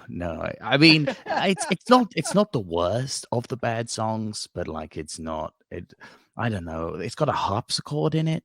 It's so overly Yes. whimsical. I don't know why it was made, and I feel like it should have been cut. You think Paul was like, he's like, hey, I'll do the whimsical stuff around here, okay? And then George is like, hey man, like this is what's funny about that song is like go if you buy like the deluxe versions of this, there's so many like demo tracks. And when I was going through like the deluxe version of the White Album, like there's so many like demos of Piggies. I'm like, guys, you didn't need to put like more than like I more know. than two. I don't want to hear the demos of Piggies. Like, Do you want to understand you how we know, came to like create Piggies? This is like our first nah, version of the harpsichord section. This is like the third bit we tried, and then we settled on the fifth take. nah, I don't want, I don't want it. I don't want it. Yeah, Get out of here. yeah. Have you seen the little Some piggies? piggies You know, singing around. I what is mean, he? he's What does obviously he trying to make say? a point. I think he's talking about Yeah, like piggies wearing suits as well. I think it's like a he's yeah. obviously Is it? he's Was it? A, being edgy and cool, I think, but in a silly was way. there a? Was there a political message I missed on that track? There probably is, right? Um, I don't know, yeah, man. I just take it as doesn't there's a part in the song where he says like all they need is a good good whacking or something like that, and yeah, I'm like, I'm out. yeah. I'm out, George. Yeah, it's not. Yeah, I mean, supposedly it's a piece of social commentary and a mention of Orwellian satire, I guess, with the Animal Farm. I guess like the pigs are the farm owners, I Yeah, think, and I don't know, I don't know. It's not a good song though. So for music reasons, I do not care for it. yeah, I agree too. I honestly, that harpsichord really like takes me out of it too. Like it's very well. It's but the thing when I was listening to it today, I was the playing on it is proficient. Like the do do do do do do do do do do. Like it's really a cool like little like piece to be played on the harpsichord. I mean, I would love to learn how to play that on the harpsichord, but it's that's Would all I you? really take out of it, I man. can think of hundreds of No. things that are better to do with your time than learn piggies on the harpsichord. I mean, that could be a real like something you could pull out at a party though. There could just be like, oh yeah, do you want to Wouldn't it be funny yeah. if I did start playing? I started playing Piggies at like some party, and then they're like, "Get out, just get out." And I'm like, "What, man? This is Piggies." Oh yeah, I Yeah, mean, I'll add it to the it's list of like if anyone says, "Do you know any Beatles?" and you're like, "Oh yeah, like I could play you Piggies," and like you can just watch their face, like kind of look kind of mildly like, what is he doing? okay. I got a question: Piggies or Wild Honey Pie? I'm gonna take Piggies over Wild Honey Pie. You I know honestly what? think I Wild think Honey Pie is really bad. It's worse. I'm gonna say it too. I'm gonna say Piggies too because at least there's like different sections of the song I can at least like seek solace into rather than just be in that dark hole with Wild Honey Pie. You Yeah. know, it's not a good hole to be in. Like Piggies, I mean, it's just bad. It's really bad music, but it's not like offensive to your ears. Whereas like Honey Pie is like really grating. It's like it's. I feel like maybe I don't know, a terrorist group could torture information out of people quite successfully with Honey Pie and quite quickly. I think. Whereas Piggies, I think will take a little bit longer.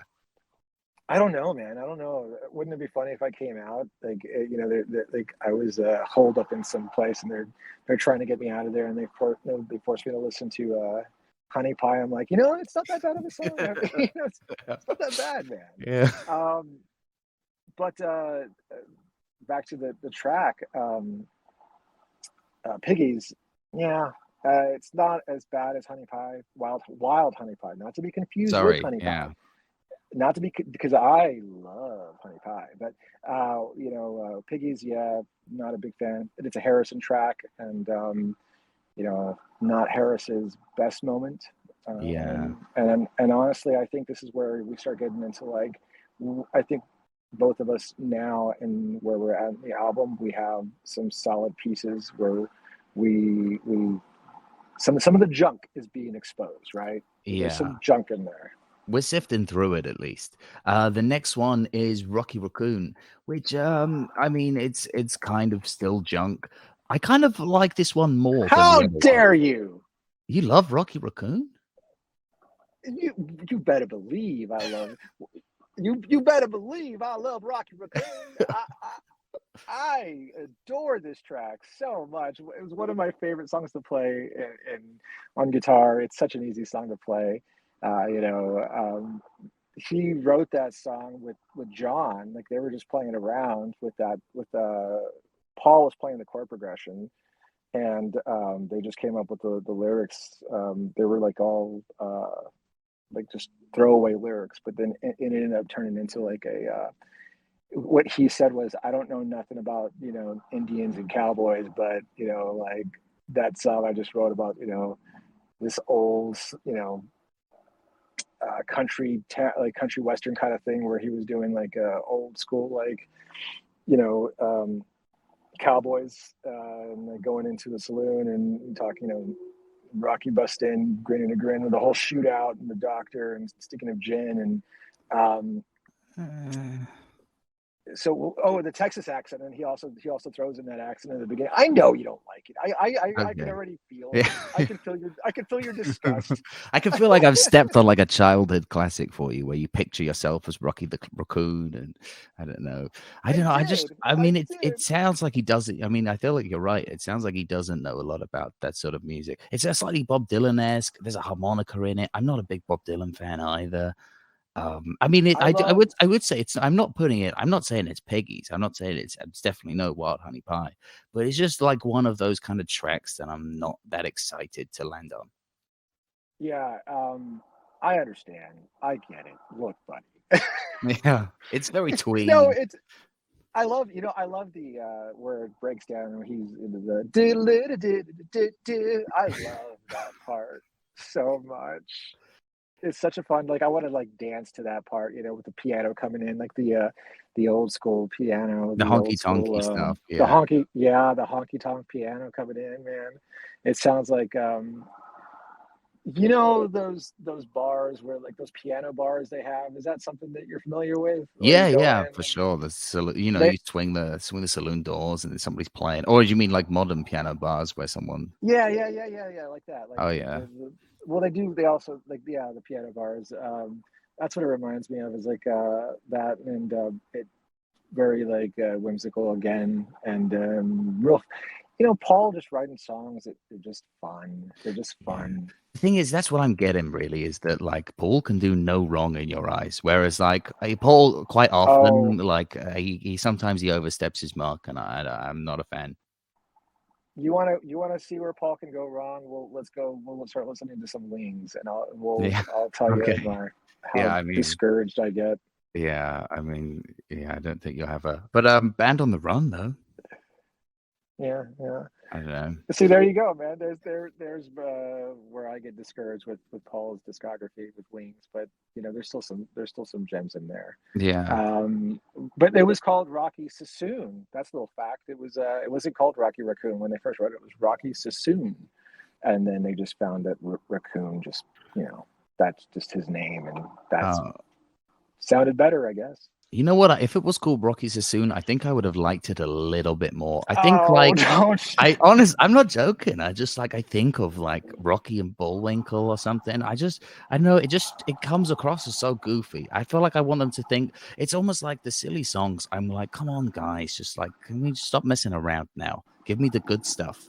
And I feel like almost the association with like what I imagine is this kind of like raccoon cowboy. I don't know. It is not doing it. Man, this. See you when I see you on stream and I see how serious you look. That is you. Yeah, it is. That is serious. I'm going to war. Yeah, man. I'm not looking when I listen to the Beatles. Like I'm looking to have a good time. Yeah. I'm looking. I listen to stuff these days that just makes me happy. I find it hard to listen to like stuff that like what I used to listen to when I was a kid. That is very serious. Like I used to listen to like a lot of Tool and like Deftones and a lot of like heavier stuff, Metallica obviously, and I can't get into it as much these days anymore. Like I'm just not that angry anymore. So like I tend to go to like a lot of like 70s and Rocky Raccoon. Yeah.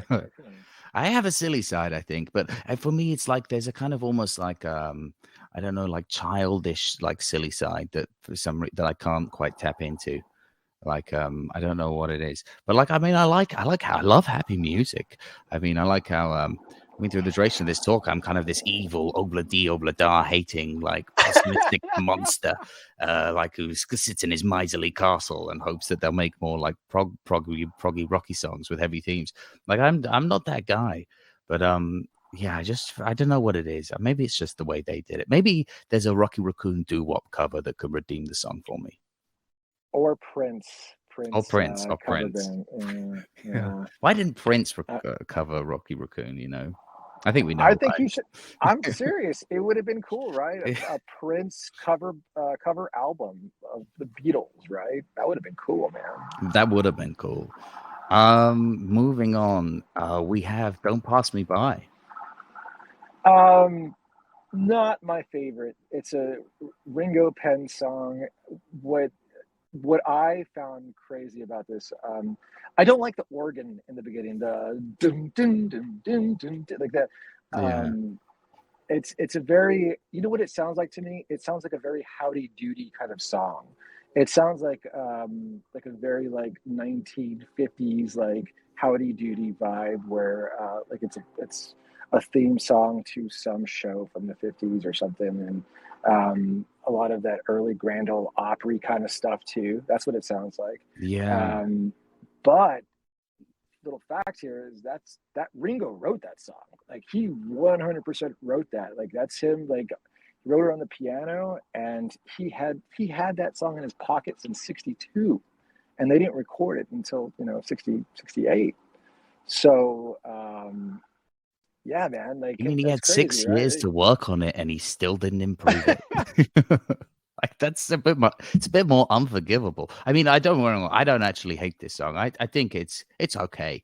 It's one of the like kind of like it's like a song that you get as an album filler, but like I'm not mad at it. Do you think Ringo was like, hey guys, you think now I can put my Don't Pass Me By Yeah, on? They're uh, like, hey, next time, Ringo, okay, next time, yeah, not this. yeah. Listen, we just we're trying something new here, Ringo, but like I promise you, the next album, it's on it, okay? And he's like, okay, Yeah. cool. And then they finally were like, oh, I mean, like, and he was like, come on, guys, like, Piggies is on this album. Wild Honey Pie made the cut. What about Don't Pass Me By? And they were like, you know Wouldn't what, Ringo? All right, then. wouldn't that be some shit if like he asks him and McCartney's like, like maybe, and then he starts hearing some of the tracks and he's like, oh Honey come on. Pie! Honey Pie! It's like, come on, guys. It's better than that. I don't mind Ringo songs. I just don't like this song. But it's like I said, it does remind me of like that old like Grand Ole Opry. Old. It reminds me of old country. That's what it Yeah. reminds me of, like old country. Um, dun dun dun dun dun dun dun. Like don't pass me by, don't pass me by. Yeah. Like he's I a think man walking down a road. I guarantee we could probably find a good cover of it somewhere, like some like country band, or some like maybe a ragtime band. I don't know, like some bands cover it, and it's got to sound better. I think it's the production, to be honest. I think that the production is where I find the flaws in it because I just don't like that organ in the background. It's too big. It's too Yeah. it's too George. Maybe George Martin was just like, look, man, I've thrown everything at this damn song, and we can't get. I mean, this is Yeah. it, Ringo. Like Yeah. that's what it's. And he's like, George, is there anything else you could put on? He's like, Ringo, look, I put everything on there, man. Like this is Yeah. what it is. I Like even this is turned your up the song. organ so you can barely hear you, and it's still not good. Maybe do you think that the song was called "Don't Pass Me By" because he keeps submitting it as his song that he wants to put out there, and then like so they're flicking through like their list of like potential songs for the album, and it goes, "Oh, Don't Pass Me By. Which one's this one?" And they go, "Oh, Ringo Starr. Oh, it's that Ringo song, isn't it?" Yeah, it's a Ringo. Yeah, this one gets a solid C plus for me.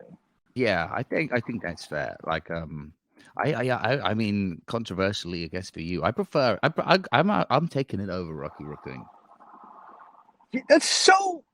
That's you know what, man. That's your opinion. Yeah, That's like your opinion, I want to man. give That's like Ringo your some opinion. love. That song does make me feel a bit happy, but and it's not. I don't know. It's not. I don't know. It's not that good, but it is followed by "Why Don't We Do It in the Road," which for me it kind of is a silly song, but it's great. I love this song. This is a classic. Yeah, It has one of the really, really. silliest stories to it. This was one of their India stories, and Paul McCartney saw two monkeys copulating in the street, and Yep. he was like, "That's a good idea for a song." But I love the vocals on this; they're so raw. I love the delivery. I love the. It's like it's a blues song, and they were definitely like getting into like some blues here, right? Like this album kind of like they were kind of going all over the place, but like some of the themes were some kind of some 12-bar blues stuff in some of their stuff, and that's kind of how Birthday was written. But yeah, this song is really cool. I love it, man. Yeah, it is. It is also kind of short and snappy. There's not much to it, but there doesn't need to be. I don't know. It's kind of it's a punchy one. Why don't we do it in the road? Dun, dun, dun. I love that. Actually, I always love their kind of like chugging riff lines whenever they do that. They love to do that. Dun, dun, dun, dun, dun, dun, dun, dun, dun, dun. I don't know. I like the way that sometimes they rhythmically drive, especially their kind of bluesy music. I don't know. It's such a vibe. I don't. So here's the deal. I don't know if I don't think Billy Preston was playing with the band at this point. I think he was just on the Let It Be sessions. But I think that would have been cool. If I don't know if he's on there. I don't think so. I don't think he's on. Let me double check. Give me 1 second. But you know Billy Preston, right? In his presence in the band and on the Let It Be recordings. Yeah. Are you The familiar? keys. Yeah, he was the keys, right? So I'm trying to figure out if I can see if he was on there. He's the only non-Beatle musician to actually ever be given a credit on a Beatles recording. Yeah, That's pretty cool. Yeah. As a claim to fame. So I'm looking it up, but we can move on from that. But yeah, I mean, there's not much to say. Did. Oh, he did. He did. Billy Preston played. No. He didn't. He didn't on the White Album. Oh, okay. He was on. He was on Abbey Road and then on the Let It Be sessions as well, but not on the White Album. So I think what I was going to say was I think that Billy Preston would be cool on Why Don't We Do It on the Road. That would have been some cool keys he could have offered to that song. Yeah, it could have been developed, to be honest. They could have tried harder with it, but I feel like they kind of went, it's that's the hook, and there we go, take it or leave it. Or like maybe some guitar solos on there. It's just kind of the song, right? It's just that's what it is. I think there's something missing, like some bigger thing in there, but otherwise it's a cool song. Yeah, it could have been developed, I think. It feels almost unfinished, perhaps, maybe, but maybe they chose to, invest their time elsewhere, like onto. Are we? Yeah, go ahead. No, I was just saying maybe they chose to invest like the kind of like the extra work somewhere else. So I feel like we finished the first album, right? No, we're almost there. We have I Will, which is an ultimate track, which I don't know, this one's quite forgettable for me. I think it's well constructed. I like the outro. It's a bit sappy. I love it.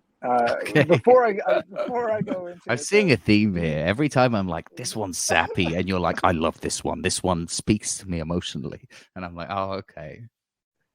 Yeah. This is a very like me versus you in this whole thing. And I think that if the Guitarbarian hates it, I love it. Yeah.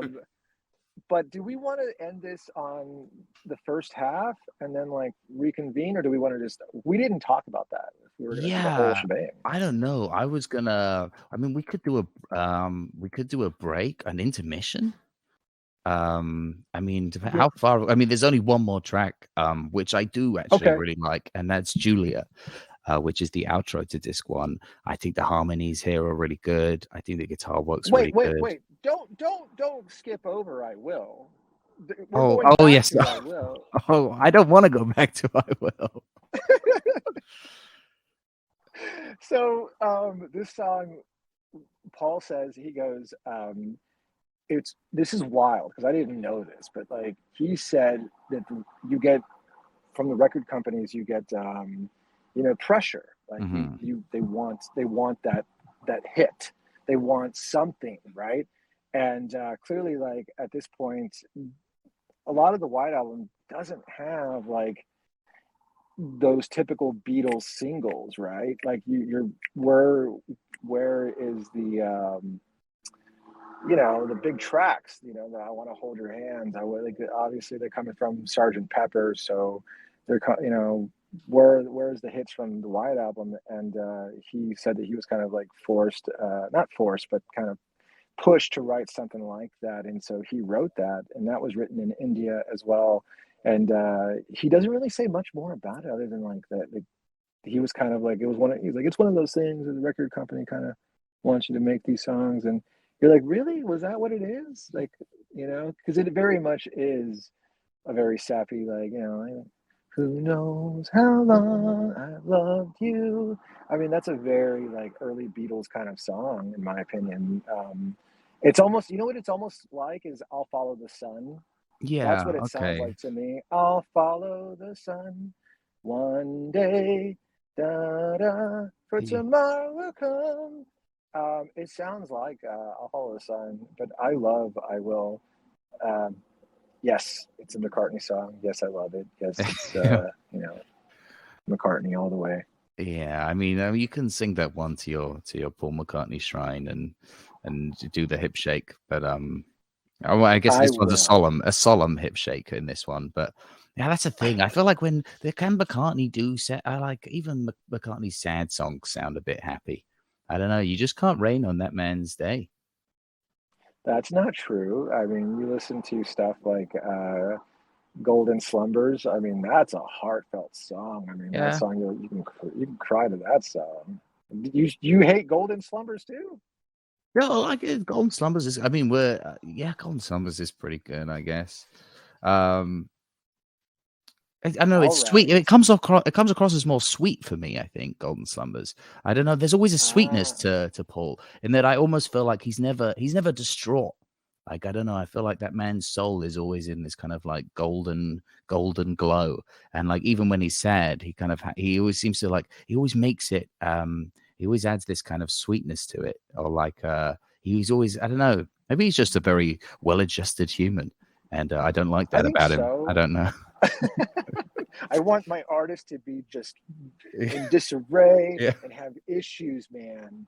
You know, they need to be fighting the system, and they need to be vocal, and that's Paul was not. Hey, McCartney did get busted for smuggling hashish and the airport, so he's got some controversy under his belt, man. Yeah, but I mean, probably only to spread more sweetness and joy in the world. That's probably why he did it. Oh, You know, I don't know. I do. I oh, mean, I Golden Slumbers actually. I do really like that. I think it's a much better song than I Will. But yeah, I don't know. It wasn't really for me. yeah, I love the harmonies, and I will. I think it's Well I love the constructed, acoustic like work. yeah. And I actually Yeah, do it's well really like the constructed. outro. The outro is my favorite bit. I think. Da, da, da, da, da, da, da. Like towards the end, I love the harmonies. I love his acoustic guitar work. He's such a phenomenal like melody player. Like he's so good with constructing chord progressions. I love his chord progressions. Really simple stuff. Mm. Um, but easy songs to play on. I think his stuff is easier to play than Lennon stuff. Like I feel like, and Lennon was a less accomplished guitarist than McCartney, in my opinion. I think McCartney was Yeah, a better definitely. guitarist than Lennon. Um, but let's end it. Let's end it with the last track on the first The album. last track is Julia, which I really like this. This is one of the ones I really like, and I feel like it's a perfect kind of outro to the first disc to kind of round things off. It's got these got really beautiful harmonies, nice guitar work, like a very it's such a heavy melodic influence in this album, and I feel like this song, I feel like, I don't know, it's a little bit of a piece of art for me. I agree. I think it's beautiful. I love right from the go. Like half of what I say is meaningless. Like that line kills me Mm. immediately, right?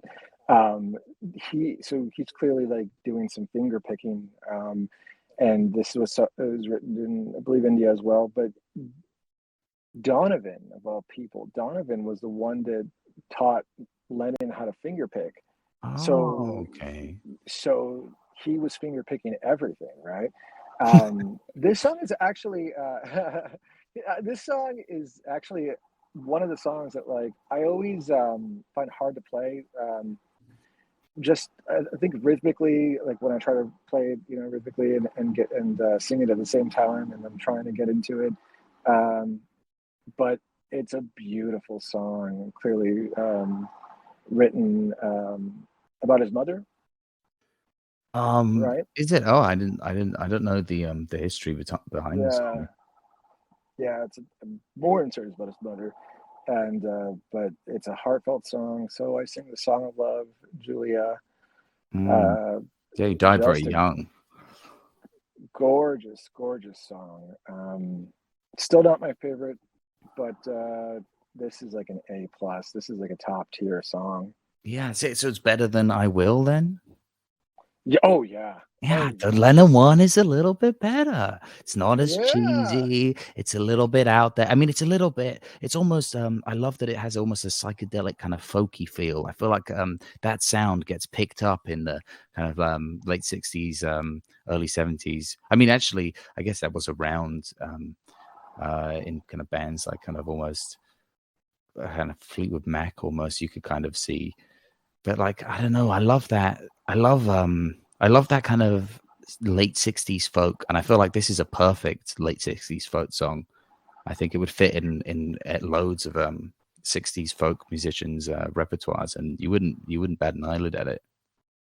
Okay, so it's easily translatable to like that era, to that scene, the that '60s folk scene.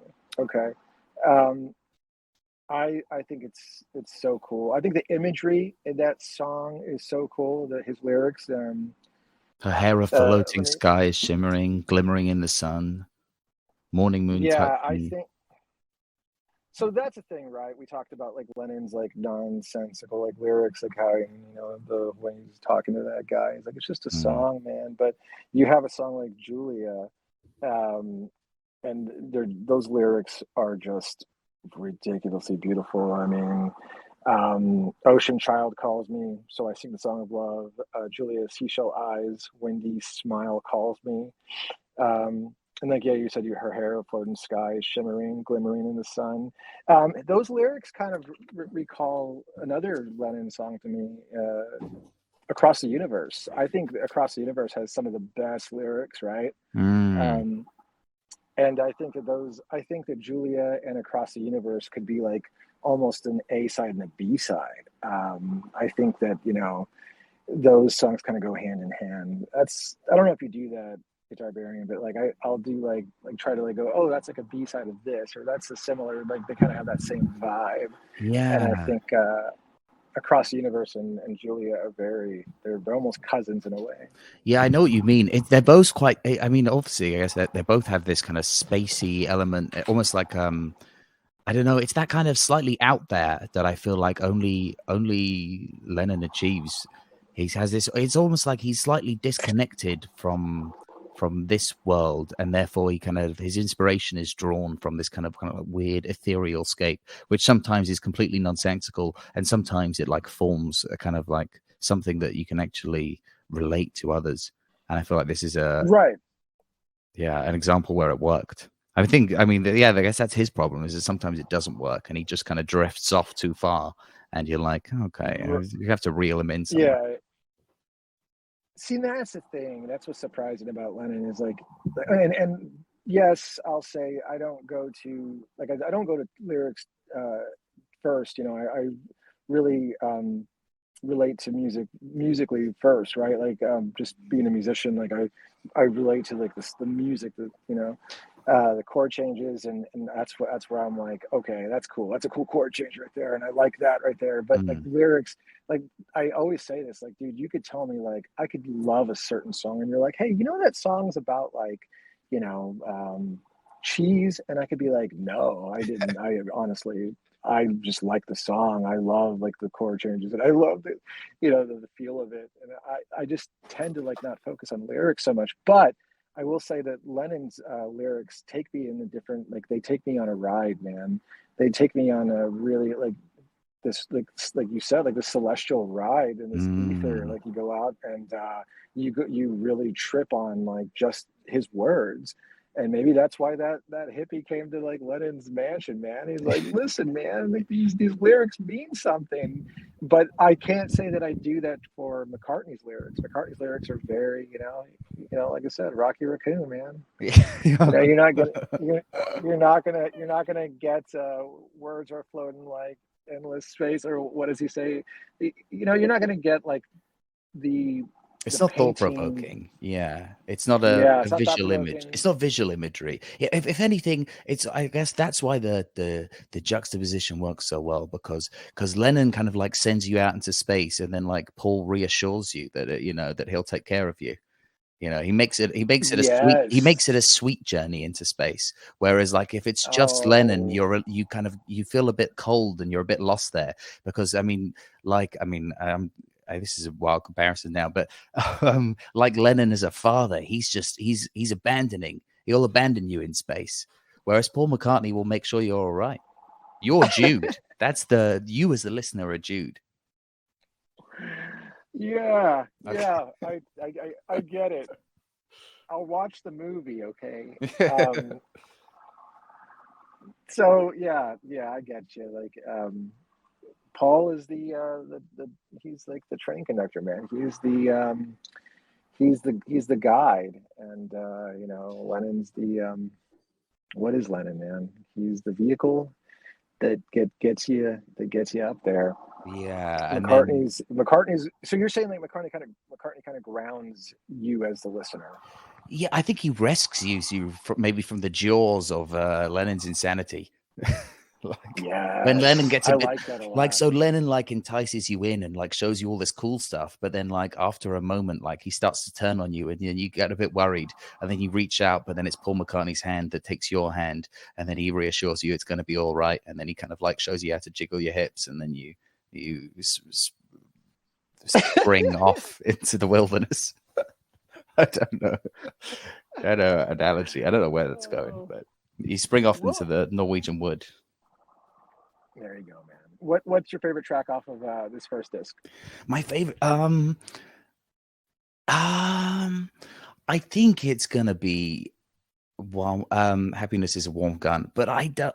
I mean, I feel like my favorite track has to change over time, and there's no reason for that. But I feel like that has been my favorite, so I'd like to pick a new one. But I think it is. I just think it is the best. But I put Blackbird probably second, and it's so close between the two. Okay, I like it. I like it. Happiness is a Warm Gun, Blackbird, both phenomenal tracks. My favorite song is probably Martha, My Dear. And I'm gonna pick a new one. I'm gonna finally say, like, you're selling me on Lennon again, man. And I'm gonna say Julia. Like, I forgot how beautiful that song is. It's a really yeah. I mean, now that I kind of feel like I should have sold myself on it, but I don't know. It's rattling around now for me. That might have in the future that might manage to yeah upset some of the previous contenders. I feel like selling the idea of selling people on Lennon sounds like something kind of dangerous or nefarious. Like, did he sell you on Lennon? Oh, please tell me he didn't sell you on Lennon. And you're like, oh, It's like, hey, man, I was just talking to Guitarbarian, and we were talking about the Beatles. Oh, you talking about Lennon? You yeah, talk your ear off about Lennon? yeah. Well, so let's we close it up, man, and then like just do a part two. Yeah, part two sounds like a good idea. I mean, we've still got that's 17 tracks right there. What I mean, that alone is an album, is an incredible album with yeah, some Yeah. things we won't that don't bear repeating. But like that is an incredible album already, and that's just one disc. Can you imagine being a super Beatles fan in the era? And I mean, I applaud anyone who's lucky enough to be around that you got that experience, that there was a whole second disc of music. Yeah, we still have the whole second disc of some really cool stuff, man. I mean, uh, we still have to hit some really cool pieces. I'm drawing a blank, man. What's on the second disc? We still have to do birthday. Helter We want to talk about Skelter, Sexy Helter Sadie. Skelter. Oh, I want to talk about Sexy Sadie. That's the Yeah. controversy on Sexy Sadie, and you know about that, right? Like, yeah, with the Maharishi. That's a cool story. But yeah, there's some good stuff on there, man. Um, it's a long time, right? Is that that's what track is Yeah, called? long. There's long, long, long. Long. There you go. It's just long, Long. long, long. Yeah, That song is ridiculous, man. That I might be love one of my favorites. that's up there for Off me that, as well. yeah. But ironically, it's a bit short. You know, it's only 3 minutes. Maybe they could have pushed that one. Maybe it could have been longer.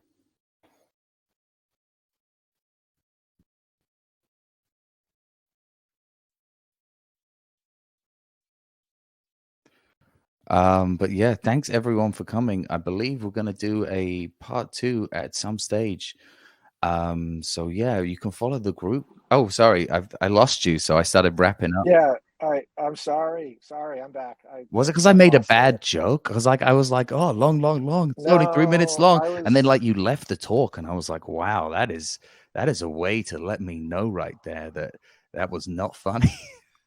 no, I was tripping in the ether with lyrics, Lennon's lyrics, man. Okay. I was like, You whoa. No, need I'm sorry. yeah, you need Paul I'm back. to take you by the hand and bring you back Need to his the light. guidance. Yeah. Well, let's do part two. What do you want to do it tomorrow or what? Yeah, I don't. Yeah, tomorrow sounds good. Keep them back to back. Okay, sounds good. All right, sweet. Well, thank you everyone for coming, and yeah, there's just been a lot of fun. I think you've changed my mind a little bit on some of the songs. I I hope honestly I so. didn't expect you to love Rocky Raccoon as much as you did, but like, yeah, I feel like I've learned a lot about I really learned a lot about a lot of the backstory, and it's clear there's certain things we seem to there's like a clear obvious agreement on, like Dear Prudence, Glass Onion, um, yeah, Julia, Yeah, absolutely. Yeah, Blackbird. and you got me thinking. So you got my noggin going with some of those Lennon tracks. So I'll dive into it. But if you can go away with anything, I would listen to Julia and then read those lyrics. Beautiful song. Yeah, definitely. I mean, I strongly recommend. Yeah, I'm gonna push Lennon again one more time. Um, but yeah, everyone. So definitely, if you feel like there are tracks on that album that you've overlooked, you probably have, and you will be surprised. Like I was surprised, and I've listened to that album. I mean, a number of times throughout my life, but you know, with various like gaps between them. But I'm always surprised when I listen through. There are a lot of like I'd say uncut gems perhaps in there. Yeah, yeah. Well, can we play us out with some of that soundboard? Can I get some of that soundboard, It is man? come. It's already on the Yeah. way. It's cooking. Thanks so much, everyone, for coming. If you would like to, if you follow the group, you'll be notified when the next one's on. It's just under the title. If you click r/the Horde, then you can follow it, and you can follow old Junksy, and you can follow myself, or I don't know, or you could not. I don't mind. I'm not gonna John Lennon you, but come back for the second half. Is it as good as the first disc? I don't know. I mean, I it's a think it close one. is. It's a close. Is it better? I don't know. It's gonna be tough, but it's gonna be so exciting. Can you imagine how exciting that's gonna be? I don't know. We're gonna reach the top of the Outer Scudder and whatever. Thank you very much and have a wonderful life.